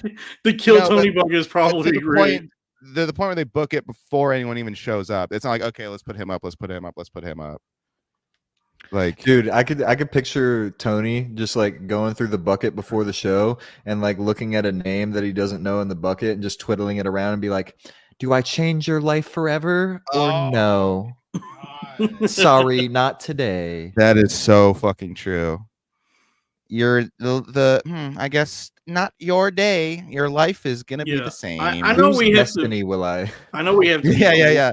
Whose dream will I make today, or whose nightmare? I don't. Tony Whose Casino? nightmare. They call me the dream maker. I don't know. People just say that about me, and that's just really he does that kind of bragging on podcasts. He's like, people tell me that I'm just the greatest comedian of all time. We've changed lives. Yeah, I don't give a fuck anymore. I will stop running my fucking mouth like a hen on social media, but you can't keep me from talking shit about fucking. Tony. It's a bad show. This is my show, and I talk about whatever the fuck I Kill want. Tony sucks. It's a bad show. It's a bad show. I'm a bad diss his ass show. next month. I don't want to be. Dissing It his sounds ass. like it should be fair game because it's like the biggest fucking thing in the world. It's like people shut It's on. also they also branded it as like a roast show, so they should be fine with getting taken a task like this. It fucking sucks. But we're like Dane Cook's friend. Like where did people get? Did Dane Cook have this army of people that get mad at you if you talk shit about? No, him? this is all new. Like Yeah. the what's the word I'm looking for? Just the way social media is more widespread now. Oh, by the way, though, Proliferation of social media. Bert still rules. Bert's great. I think I've kind of flipped on Bert. He just seems like Bert rules, Segura drools. He seems like a buffoon. Okay, if I can be honest for a second, real quick, this is rare. Bert obviously sucks, but it's just like when Brendan, when everybody decided it was okay to shit on Brendan Schaub, right? It became gay, and now they're trying to do that to Bert, and it's like, okay, now people that I fucking think are gay, stupid fuck nerds think that the guy that I said was gay. Now they agree with me. Like something's not right here. And then you see Antonio Hinchcliffe, fucking the same people that are like these fucking these podcast cringe.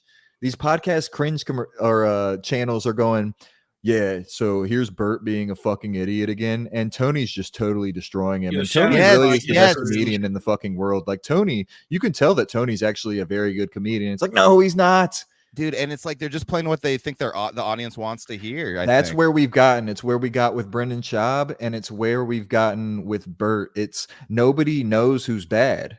People just hear that this person is bad and they all jump on. It's like, you guys don't decide shit for yourself. Yeah, it's kind of like what Dalton was saying on his show about people not liking Creed or Nickelback. Like the only reason that everybody decided to start hating them is because they felt the wave. Mm-hmm. And that's kind of, I feel like, not to pull a Bert and bring it to me, but I feel like a lot of these people talk shit about me publicly and stuff because it's like, oh, he's an okay guy to talk shit about. And by the way, because you don't have, it's the same reason Stewart broke up with you. You don't have enough credits. Excellent. Same reason Lev Fur unfollowed me. Yeah, like they see you as I hate to say this, and they see me the same way. Probably, definitely, they see us as nothing. Like we're a non-issue. We're fucking nothing to them. Yeah, true. Yeah, we're insects to be crushed under their boot heels. Probably exactly how I felt about the people in Dork Court. Yeah, but I said this earlier. They think they're building an empire without us, but we got the torch now. We're in the arena. We got the fire to burn this motherfucker down. I don't want to burn anything down. I feel like people. I know what Crack's saying though, where it's like, oh, Tony's the hero and Bert's the villain. Then it turns just WWE, and it's like, no, let's just like call spades spades. If you can't see on Juneteenth. No, I'm talking about David Spade. Oh, okay. God's Note for $5 says, my buddy Tony Hinchcliffe, he has a show Kill Tony. Would love to see a number of times Rogue, as it says on JRE. Didn't he call it like Lily had a fucking fantastic documentary, by the way, on Kill Tony. It's a podcast. Or whatever. I don't know. But it was really good. And Joe Rogan in that says, like, what was it? Like the nexus of comedy or the something? Cornerstone of comedy. That's crazy. The ego on that is crazy. It's a fucking game show.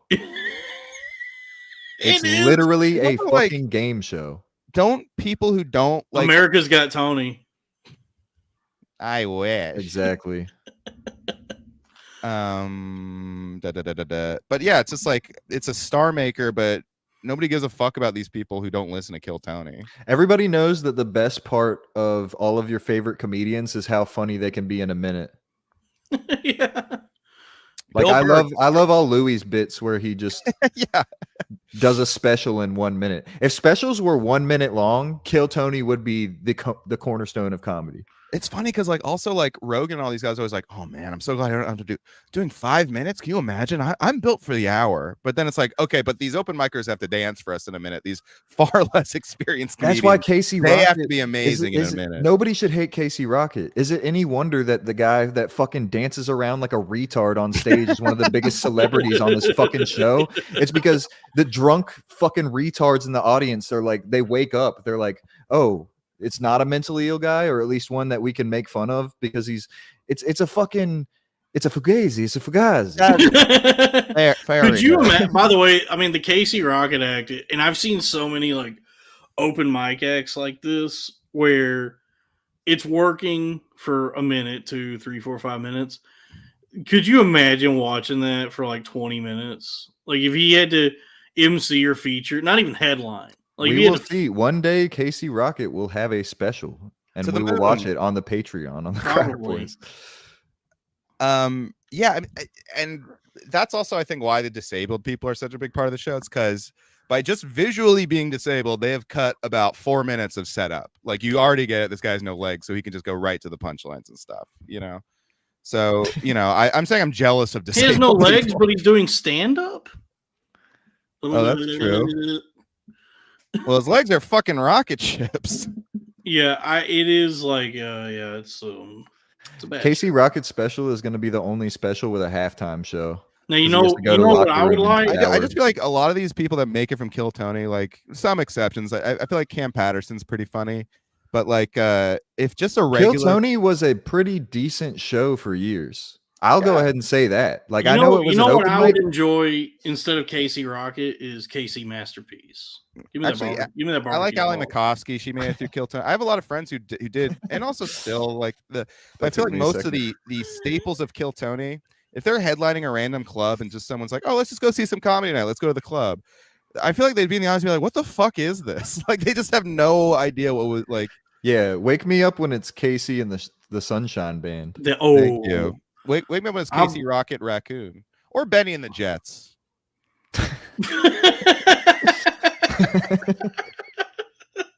Yeah,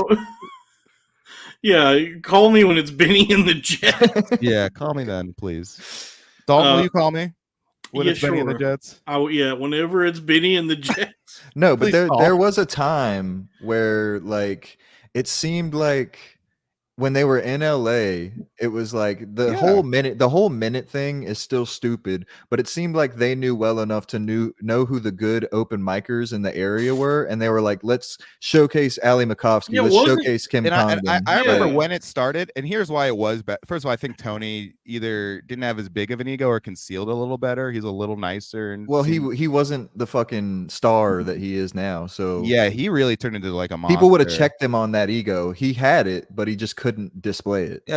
He was the lobster. He still had to rap about lobsters. I'm the motherfucking lobster. But it was also like I think the talent pool was better because I remember when it started. Call me when it's the drowning pool. Call me when it's the Jordan pool or the Tim pool. Also, it's Jordan Poole's birthday. But anyway, 1 minute of comedy. Kill Tony. It used to be because there'd be all these people. What about do the drowning Tim pools? Let the beanies hit the floor. Ooh, the beanies hit the floor. Beanies hit the floor. It was all people, and the Comedy Store mic was really hard to get up on. So they'd be like, "Hey, if you don't want to go, you can do Kill Tony," and they'd have the light. So it was all people who were just trying to go to an open mic. They weren't trying to go to Kill Tony. So it was just a little bit more like organic, actual fucking open micers and stuff.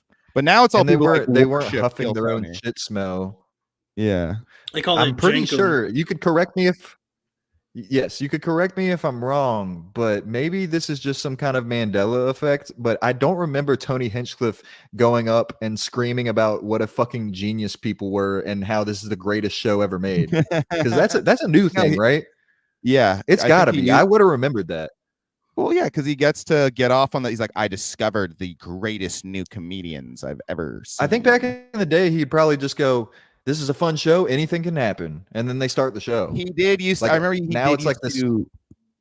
I was never a religious listener, but I think I listened on podcasts just because I was like, oh, a famous comedian. I'll listen to what I used to say. And I remember he was like, William Montgomery is going to be massive. He's going to be the biggest. Like, he literally. He's a fat fuck. And then I watched him. I was like, this guy's just doing Zach Galifianakis. Like he's basically just Zach Galifianakis kiss. Yeah, honestly, yeah. Whoa. We're the #1 live podcast in the world. Everybody. That's your name now. William. That's what we call you now. Zach Attack. Get the hell out of here. I wish I was Trump, dude. Dude, I think this a lot. It would be such a thrill to talk like him every single day. Like I wish I talked like he does. It's Everything so about fun. being him is amazing. If you had to be one person his age, it'd be him. Although he does seem like he's been having a hell of a good time lately, like hanging out with Logan Paul and going on podcasts and stuff. Mm-hmm. Yeah, the guy is truly. I've never loved somebody so much, and also kind of don't want him to be president again. No, I think it would be really bad if he's president again. But no, he's best in this role, just like being someone who's very important and like has to be in the news. Yeah, honestly, like instead of being president, he should just be like politics adjacent. Yeah, just like become like a talking like pundit kind of guy. No, Jake Wiseman had the best tweet like when Trump first ran, which was like, I don't want Trump to be president, but I'd be thrilled if he was Pope. Like Trump should just do there's a lot of people that should have the same format as Stephen A. Smith with his show. Yes. And Trump is one of them. Yes. Dude, yes. Who would win, Charmander or Ivysaur? Like let Trump influence politics, but you don't have to let him be president. Yes, you know if there's some way where he has to be important and he had to be covered and listened to, but with no Ivysaur's actual green like money. I have a lot of money. I love this green guy. Look at him. What's his name? Mutu. That's what we call him. We call him Mutu. Stephen A. and Trump are kind of hitting the same kind of character, I think, in a way. It's my favorite character. Like just very opinionated about something they heard 2 seconds ago. They just have a zest for life. Yeah, they're you know what it is. They're both just cartoons. They're both cartoon characters. Yeah, they really are. Drew Huntley for $2 says sumo for president. Thank you, Drew. I think whenever Trump's not on screen, Stephen A. Smith is William Faulkner. I love that. That's good. The sound and the fury. Yeah, if we knew more William Faulkner references. Yeah, that's about it. I think as I lay dying. Dying, LeBron will never win another championship. Now, can this family get their grandmother's corpse across the river over into Tennessee? Woo! William Faulkner. He's got $20. You got $20 super chat right there from friend of the show. Oh, sorry, I was googling William Faulkner. Soldier. Michael Hall says Trump is he is an arena act, and if Trump he did, he said effing. Sorry. Fucking arena act. He is literally spilling the beans on these motherfuckers. Literally. That's the thing. It's like, yeah, he's a guy I don't want to be president, but I would love to buy a ticket to just see him do comedy live. Or saying something. You're literally spilling the beans is fucking so they're not funny. even ready. I'm about to spill the beans. I have, by the way, I have read the only Faulkner I've read is As I Lay Dying, and it is structured wonderfully. It's a really cool book because it's all different first-person perspectives. Each chapter is, he hops around different characters, and the premise of the book is the grandmother has died, and they're trying to get her body to where they're going to bury her. So it's this epic, almost like Lord of the Rings adventure, but just to like cross a river. Great Barrier Queef. Yeah. As I lay dying on stage. Then what's that sound? Oh, it's Fury. Okay, Mad Max Fury Road. There's a really cool chapter. There's a cool chapter in the book that's from the point of view of the corpse. Oh, Cannibal Corpse. Cannibal Corpse. Oh, point of view. Views by Drake. Oh, David Drake. There's another William Faulkner book called The Story of Temple Drake. Okay. Ew. Marshall Faulkner, good running back. Marshall Faulkner. No, Faulkner, I hardly knew her. Wait, so guys, this could make everyone happy, though, I think. Blowjobs. Yes.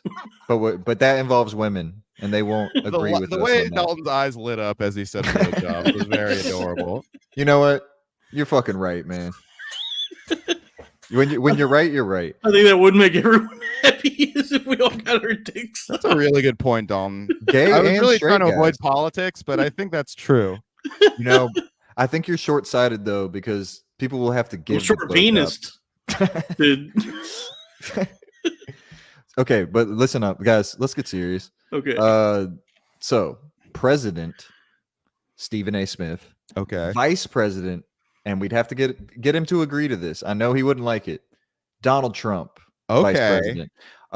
Speaker of the Yes. House, the Rizzler. Okay.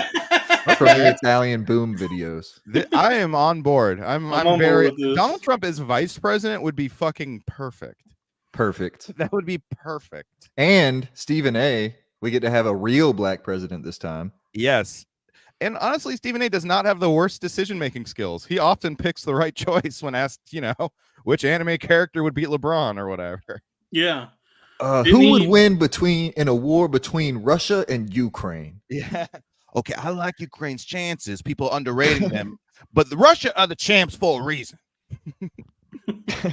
Didn't Stephen A. Smith, he's never even seen Dragon Ball Z, but when he had to pick between Goku and Vegeta, he picked Goku. Yeah. Mhm. He's like, I don't know nothing about these brothers. but Yeah. No, I like this Goku character. and he was right about Mewtwo putting up a really good fight with LeBron because he has psychic abilities. Oh, this is awesome. Michael Hall in the chat wants to know who the Boom guys are. Michael, do you not know about the Costco family?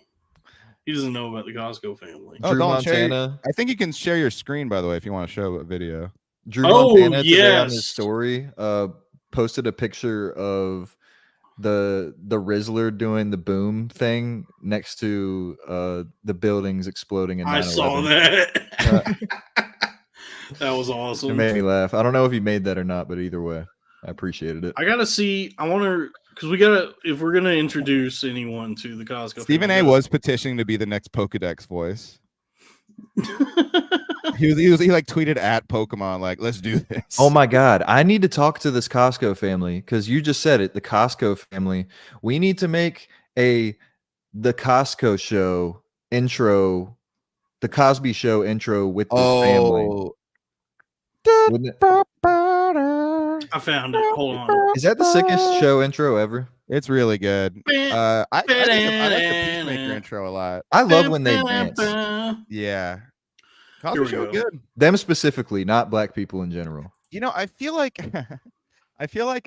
theme songs used to be amazing for sitcoms. Like Cheers is great. Absolutely. Taxi was great. Good Times, Happy Days. These are like great songs. I feel Full like there's House, no, like- Family Matters. Yeah.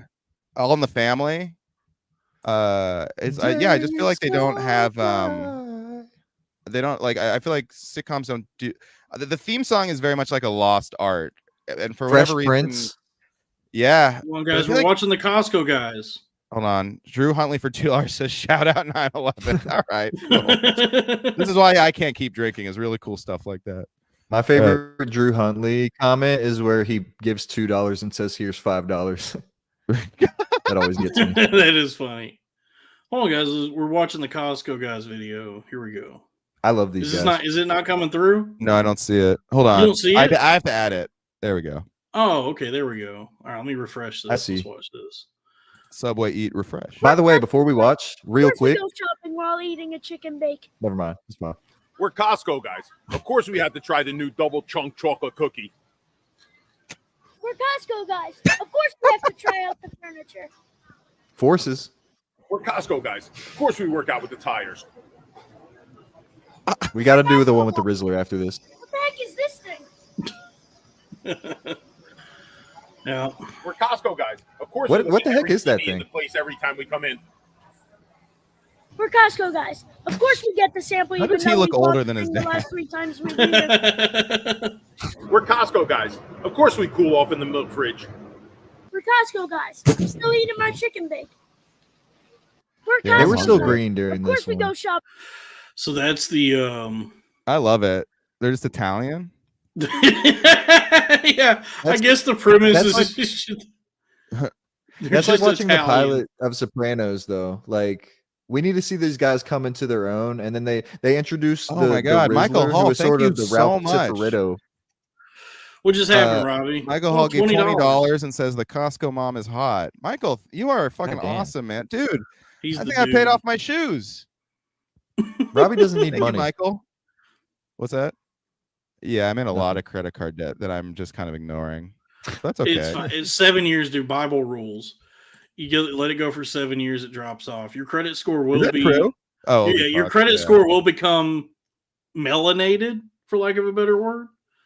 American Express did just email me like, "Hey, we'll like let you off the mat." I don't know. There's like some email like, "Oh, this is Dalton, really bad." Are we gonna watch the if they're Rizzler one or emailing me. what? I'm looking for it.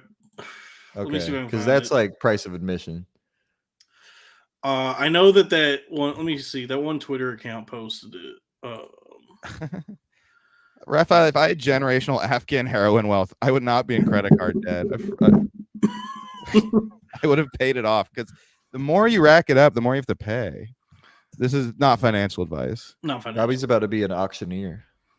Oh yeah, I would like to. I feel like I could do that. I talk fast. Yeah, you could do it.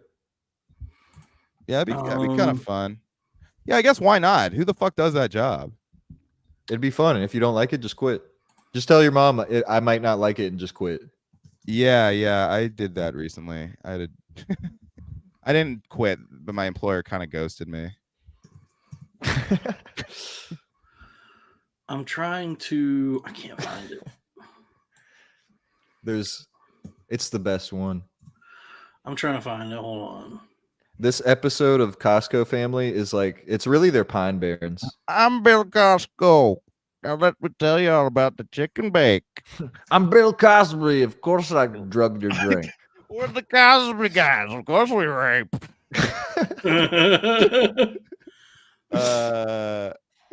Crack, do you see Clips is coming out? Oh, here we go. I think I found it. Clips, dude? They're coming out with a new album, Pusha T and what's his name? I'm not going to Malice. listen, No, but Malice. shout out them. You don't like them? It's boring. Here we go. I found Pusha it. T is a big fucking 6 feet of boring. I Robbie, love Pusha T. Put it. Okay, there we Pusha go. T. Here we go. Pharrell is producing. It's a it, too. double chunk chocolate. It's a triple chunk chocolate cookie. Let's see where the triple chunk chocolate cookie stacks up on the boom meter. Imagine a black guy watching this. You probably love it. Yeah. You already know what I'm gonna do. They're like Family Guy characters. Boom!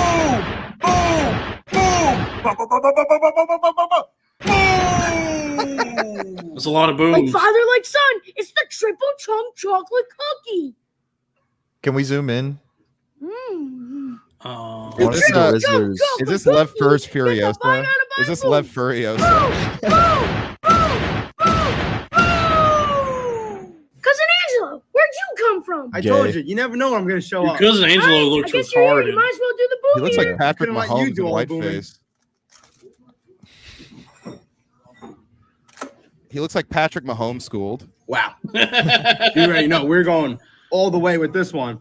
It's getting 5 out of 5 on the boom meter. Boom! Boom! Boom! Boom! Boom! Now it's time for Yeah, there he is.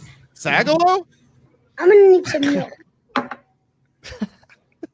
He's so fucking fat. This guy Oh Rob. no! Oh, he's so cute. This is gonna get a 5 out of 5 on the boom meter. Follow me. Dad, you gotta try this. Michael Hall. Rizzo that says I is gotta try very, it. Very I gotta true. try it. The Rizzler is fatter than his dad. How has he gotten so fat? Okay, all right. and Let's so not make fun young? of people who are fatter than their dad. God. It's a 5 out of 5 boom. I feel like all these—they're all ugly in a different way, which is very Who's here? fascinating. Whoa! Hey, knock it off. I Ew. wanna eat my cookie. Is that Alex from Gas Digital? Is that the sister from Pet Cemetery? Mm. Good. What's it get on the boom meter? A 5. All right. Boom. Oh, they covered in titties. Boom. How long is this? Not long enough. No, I mean it's amazing. Blend It's on very me funny and the triple chunk how much chocolate work they cookie. put into Get a this big concept. boom! watched so much. It's just so long. Only Rizzler next time, please. Yeah, the Rizzler is the only one that's goaded. I like the first one a little more, but it was fun to meet all the characters. How do you get so fat by such a young age? Italian. Well, it's a combination of Italian genetics and bad. That your post about that was so fucking funny, Dalton. Oh, it's child abuse to let your kid be this Italian. It is one of the more Italian children I've ever seen. Don, you are killing on Twitter lately. I've been liking. Dude, I gotta get that Twitter money, dude. I gotta get my Twitter paychecks because I was lazy and haven't uploaded. I'm finally eligible to be monetized. And I was lazy and didn't put my ID in yet. And of course, fucking Justin Wang retweets me like 5 times. I got all these. Justin Wang has helped me make a ton of money. He's the bro. If I get a retweet from Justin Wang, we should ask Wang to do the show. He might. I love Justin Wang. I would love to talk wrestling with him. Justin Wang. Yeah, I watched wrestling with him. He's really good friends with Online Boy. And fuck. Well, we fucked that up. No. I'm still really good friends with Sam.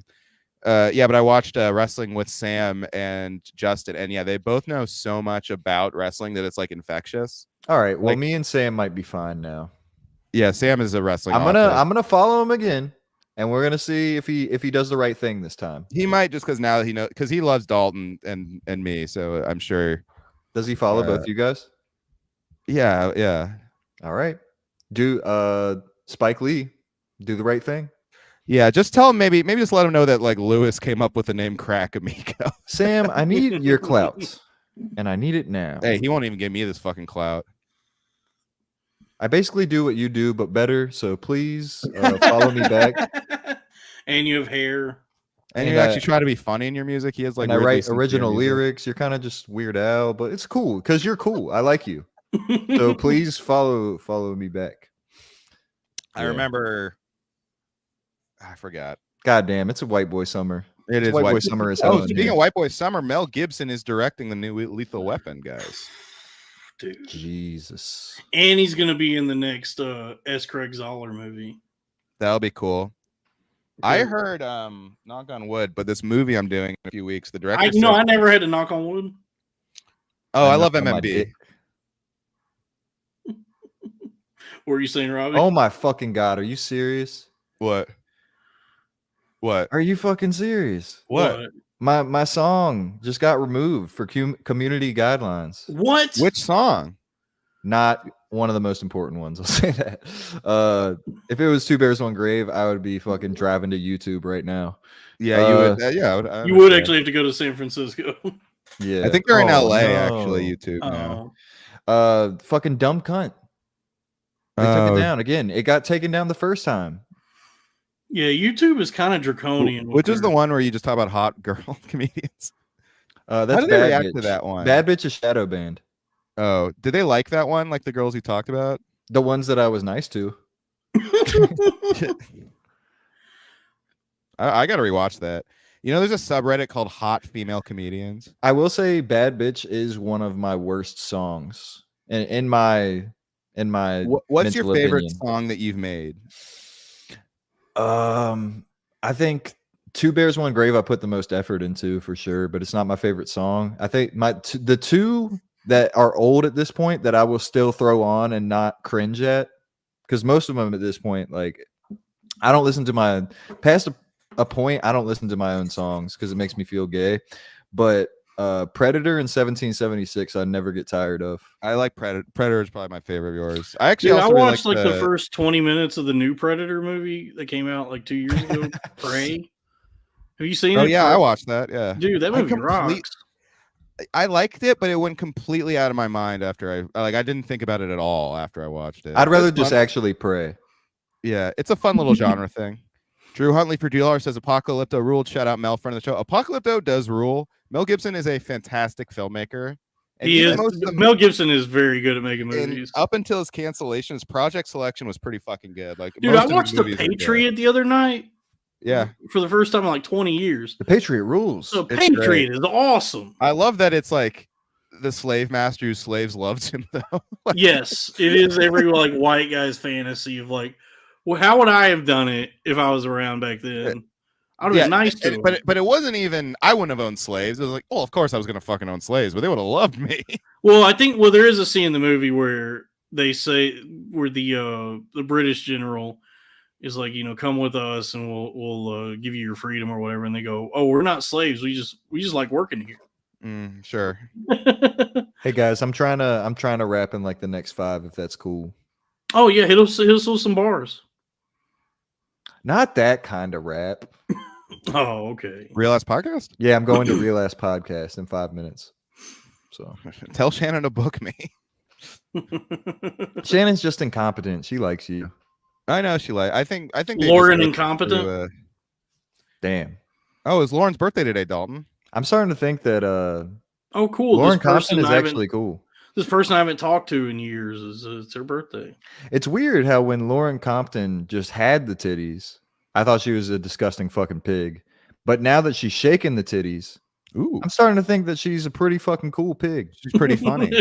She's a pretty cool pig, you said? Yeah. Yo, that pig is slamming. Yeah, I have not heard from Lauren in a coon's age. Yeah, she didn't hit me up when she was in New York. Yeah, I think she's in love. Never mind. She knew she had a crush on me. She didn't want to bring her husband around. It's not worth digging. I think she's one of the more manipulative. She's Mormon? She's Mormon. No, I think she's just like, hey, we're the Mormon. She is the reason we're working together, though, Dalton. She did bring us together, but also immediately bailed on us. It also probably would have happened anyway because we did hang out before. Yeah, I mean, but she. Do you remember Baltimore and what was it? It was Baltimore and Philly, Romeo and Juliet. Yes, that was yeah. She brought together a bunch of people. Me and you were one or two of them to do sketches. That she just never showed up for any of those like writing sessions. It was like us and then woke people too. It's like, dude, how do you think this is? She was so frustrated. She was such a frustrating person to try and be friends with because she was constantly bitching. First off, she's a woman. Strike one.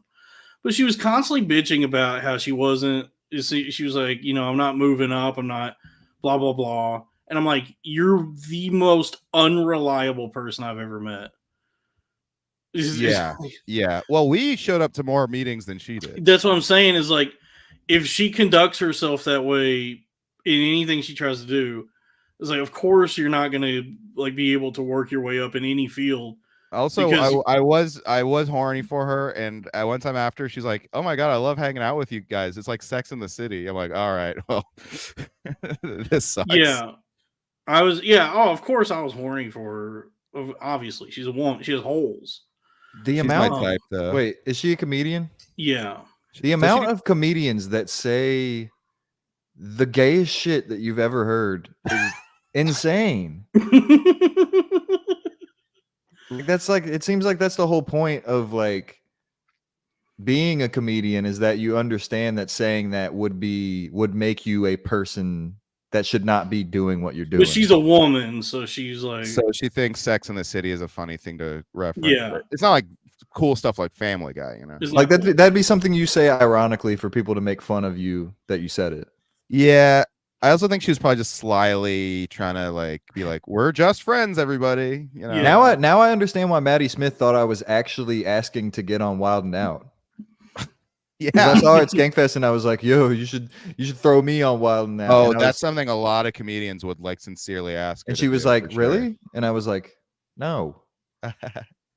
No, really? Fuck Nick Cannon. Whoopsie.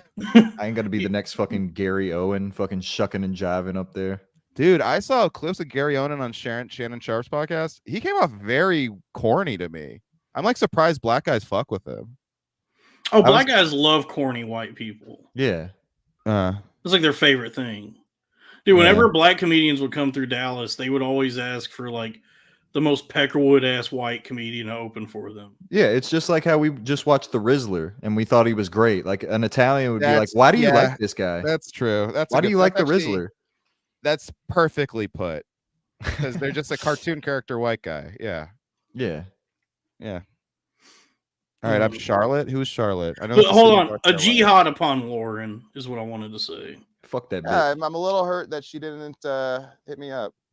Oh yeah, she just like discards. like, Charlotte's random- hot. I will take it. But why am I Charlotte? And I'm not gay, as I've been trying to prove everyone I'm not gay. Have you guys watched Sex in the City? I watched that one episode for the show that Lauren did. This is the quality of anything Lauren does is reacting to TV shows. She's also like, I don't understand why I'm not getting any opportunities in comedy. And it's like, well, you're just doing like your endeavors seem to be just reacting to shows. I did think Lauren was funny, but here was funny though. She tried to be like a woke, like be in the woke circle and stuff. And she's not. But She's she goes up on racist. stage and she does like Chinese voice. And, like, Yeah, says which is actually funny.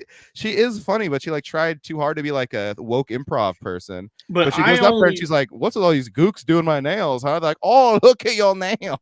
Just like you can't do this and then also dude, like I was at an open mic once and I was standing in the back with the fellas, with the brothers, black guys. And she was on stage and she said some joke. This was her version of a joke that was like to the effect of I know I need to start trying to lose weight because now in my neighborhood all the black guys are catcalling I me. like that joke too. And it's like from anyone else that would be funny, but she meant it too sincerely because the guys I was with in the back of the room were like, "Yo, what the fuck?" I was like, "I don't know Dude, her. that's the thing. I never don't met think she knew her." that she was being racist. Like I think Yeah, she, it's like, the bias constantly saying gay stuff by accident. She was just she's like, "Oh, what?" But they do like to fuck fat white girls. yeah. But yeah, Raphael, why am I Charlotte? oh yeah, I watched that one episode for that reaction thing she did that she booked at that club, and I got what I needed from the episode to understand how retarded women are. That there's like an entire generations of women that modeled themselves after that show. Mm-hmm. Is like, oh, women are very stupid if they like this. This is really bad. Yeah, you know, because I would watch some of these reality shows with Stuart, and some of them were entertaining, but some of them I was just like, this is just like Jingling crazy. keys, dude. Literally, yes. To be fair, there's those versions of shows for guys too. Oh, thanks, Raphael. And like, guys, not all guys watch those shows, and not all girls watch those bullshit shows. Like my girl doesn't watch Kardashians. If she did, I would fucking kick her out. Yeah. I think Logan Paul, that shit is like that for guys, kind of. Maybe honestly, I would say sports, but I actually find sports to be very like sports is a different thing. It's a different thing, and also like you can enjoy it on a very smart level. We're talking about a show that like picture a show if you were a guy and you watch and you feel like, oh, I get to pretend I'm this group of people. Entourage. That's what girls want. Great show. Yeah, but that's a good show. That's the problem. Family Guy.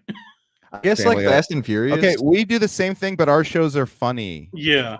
No, yeah, girls like Sex and the City sucks, and then all that reality TV, it's unbelievable how bad it is. It's lifestyle porn, that's all it is. Yeah, like Real Housewives and all that shit.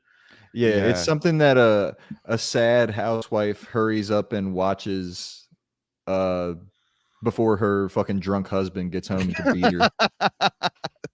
He's like, dude, let but me they hurry all up watch and... all the girls watch all those housewife shows. They all watch all it's of them. crazy They know because everything. like growing up, when I was growing up, my mom watched her stories, soap operas. Yeah, mine too. And now what women are into now, which is kind of like supplanted soap operas, is reality TV.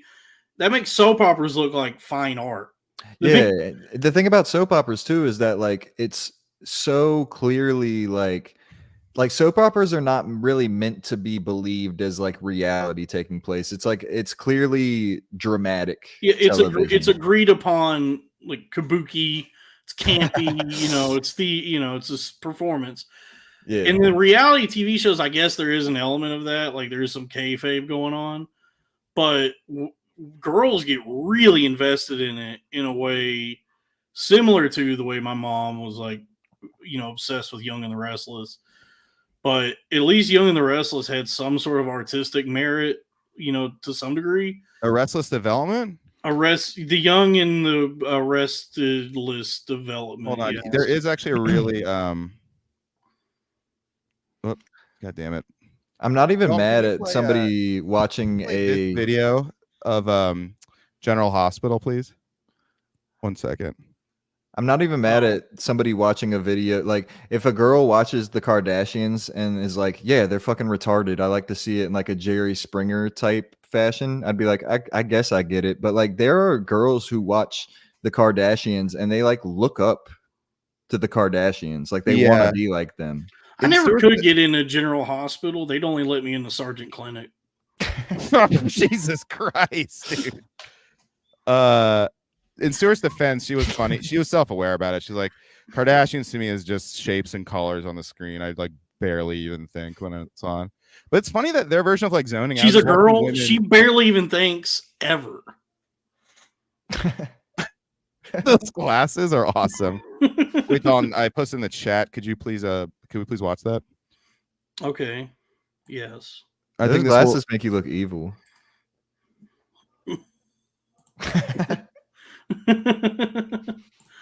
Hold on. What is this? General Hospital. I think it's a really good scene that you're gonna, it's the kind of thing that makes you realize that soap operas are high art. Dalton looks like every Austin Powers villain in one body right now. Oh, that's so funny. Fat Bastard, Goldmember, Dr. Oh my Evil. god. And Random Task.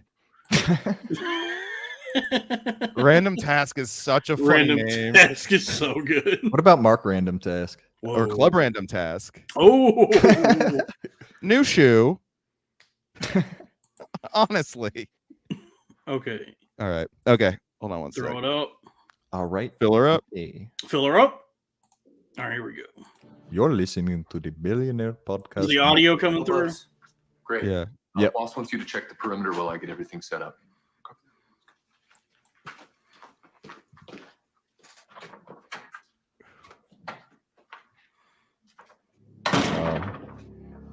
And White Boy Crazy as hell. White Boy Summer, dude.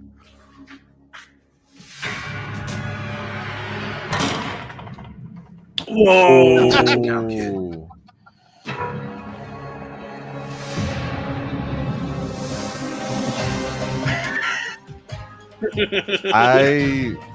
Can you make it full screen? Dude, I was not expecting that. We got to add this to the Patreon content. Watch along. He's in multiple episodes.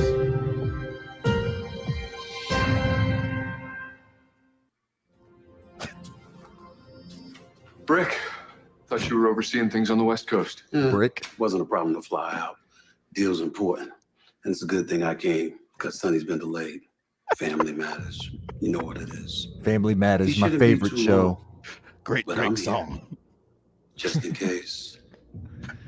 He's terrible at acting. He I love does it. not know these With Sonny lines. when he was ambushed. He doesn't know. What's your take on the shooting? It's such a He was shame a you pro. can't tell someone to be He only missed themselves. the first shot because I saw movement out of the corner of Yeah, my he's eye. way more. He has way But more once he had screen me and Sonny presence. pinned, he was methodical, working to get the range. So, ex-military, Almost certainly. but a ghost. Fingerprints, DNA, nothing showed up on the database. He did his own wardrobe. He Someone brought that invested from a home. whole He's lot of just money. wearing stuff he wears on 100% first this take. guy. Yeah. Yeah, Why is he it owns funny? that suit. That's what Sonny wants to know. Someone said Maybe by Stephen Penn and Actor Teller. Smith. Stephen Actor Smith. Yeah. Speaking of the devil. I can't even Speaking tell of- if this is a real speaking- set they're on. What's up, man? What's going on? He said, "Speaking of the Farley and devil." Drew It's are in a speaking of the jam. devil. I need a Speaking favor. of the devil. Name it. Holy shit, that's the same guy from when my mom watched this. All right. I'll get my people on today, ASAP. All right, no problem. Stephen A. Sapp. I love the little recording I gotta take sign. care of something for Sonny. You good here? All good.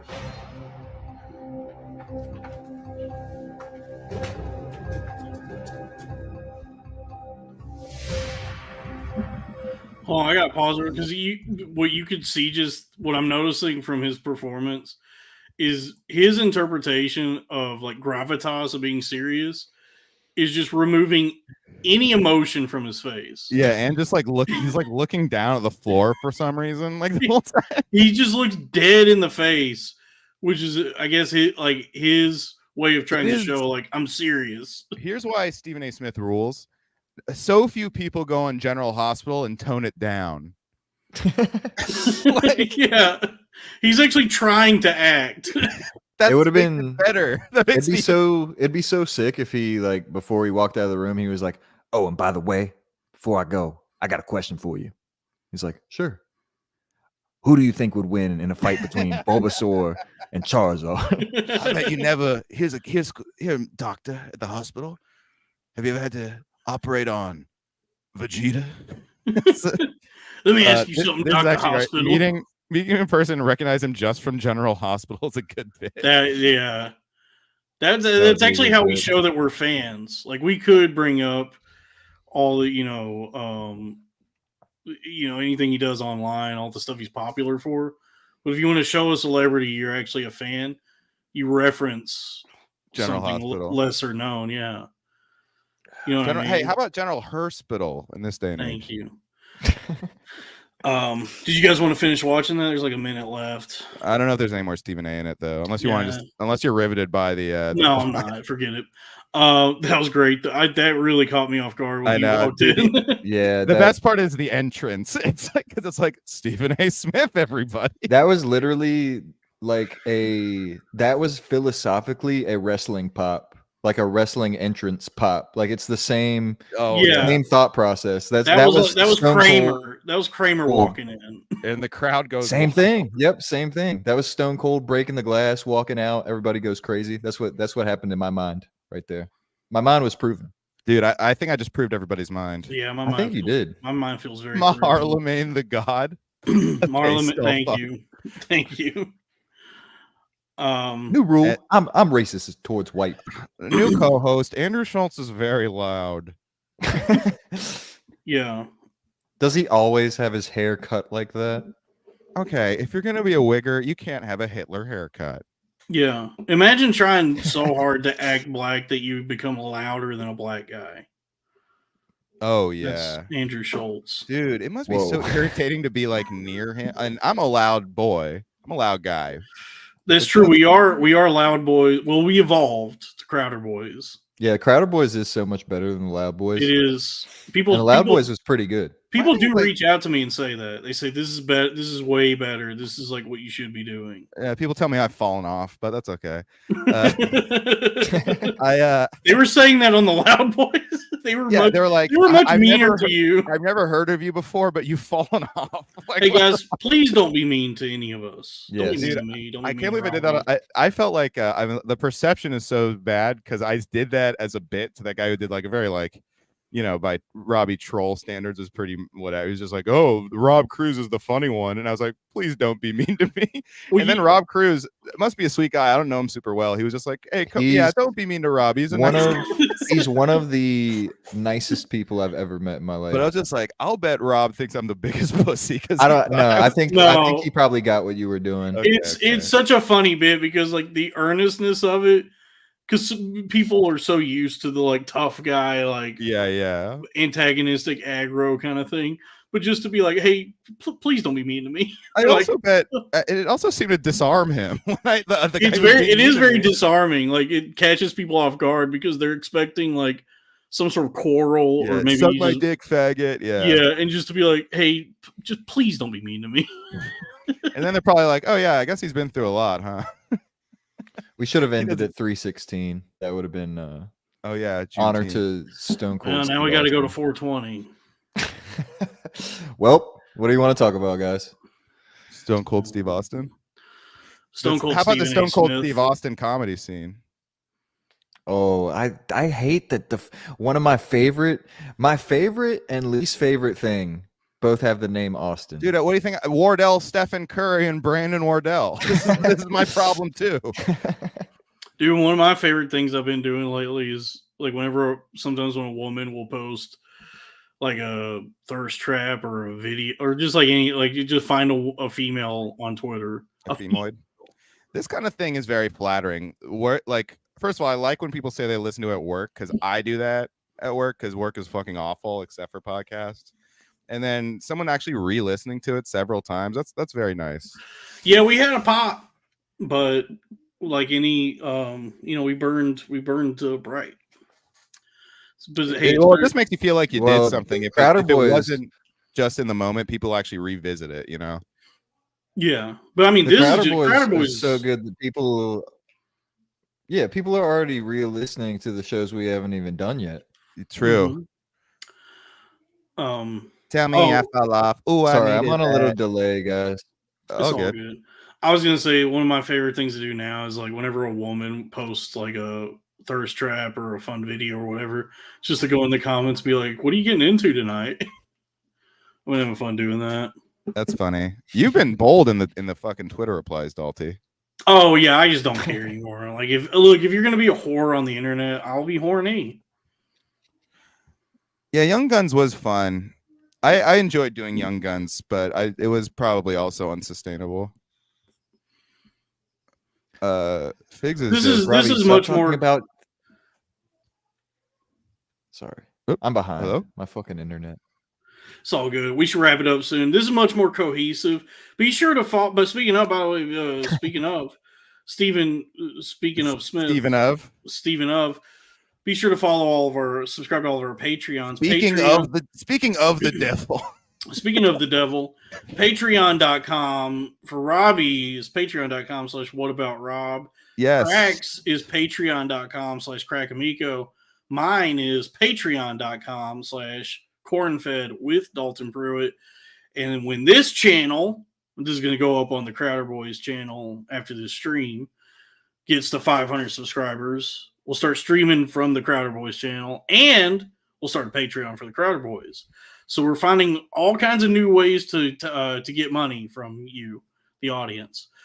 Please, everybody, please subscribe to the Crowder Boys channel. Subscribe with your alts. Get your parents and your weird coworkers to subscribe. We need to get to 500. We're slowing down. Please help. Spread the word. We got 500. Yeah, we really we peaked.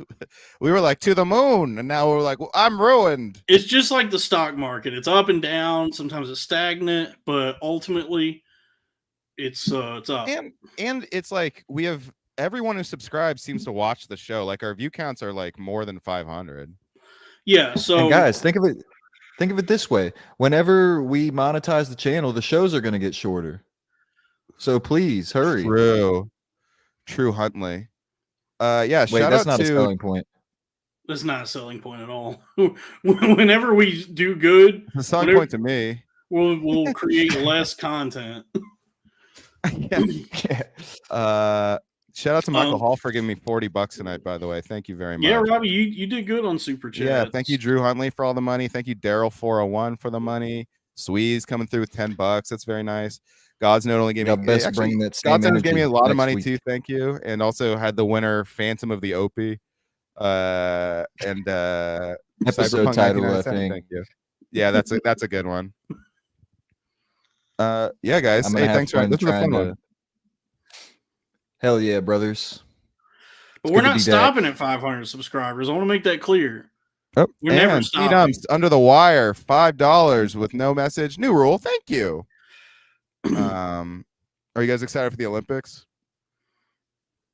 No. Special Olympics. They are very special Olympics I'm this year. Eating. Nice. Yeah. Last call for super chats.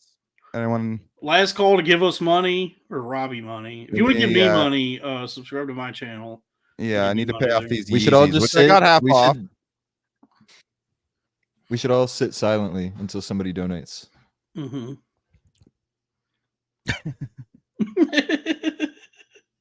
Did he leave or did you kick him out? He left. That's a good bit though. He's probably trying to make it look like I kicked him out though. All right.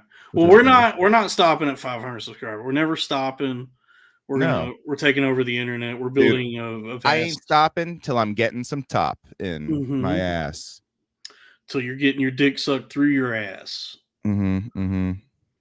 Yeah, I'm excited for the Olympics actually. It's in Paris, I think, right?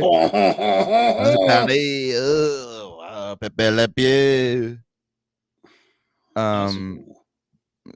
better let Pepe Le Pew play. You know, they sidelined him during Space Jam 2. That's true. Well, that's the show. All right. Thanks, everybody. Good night. Bye.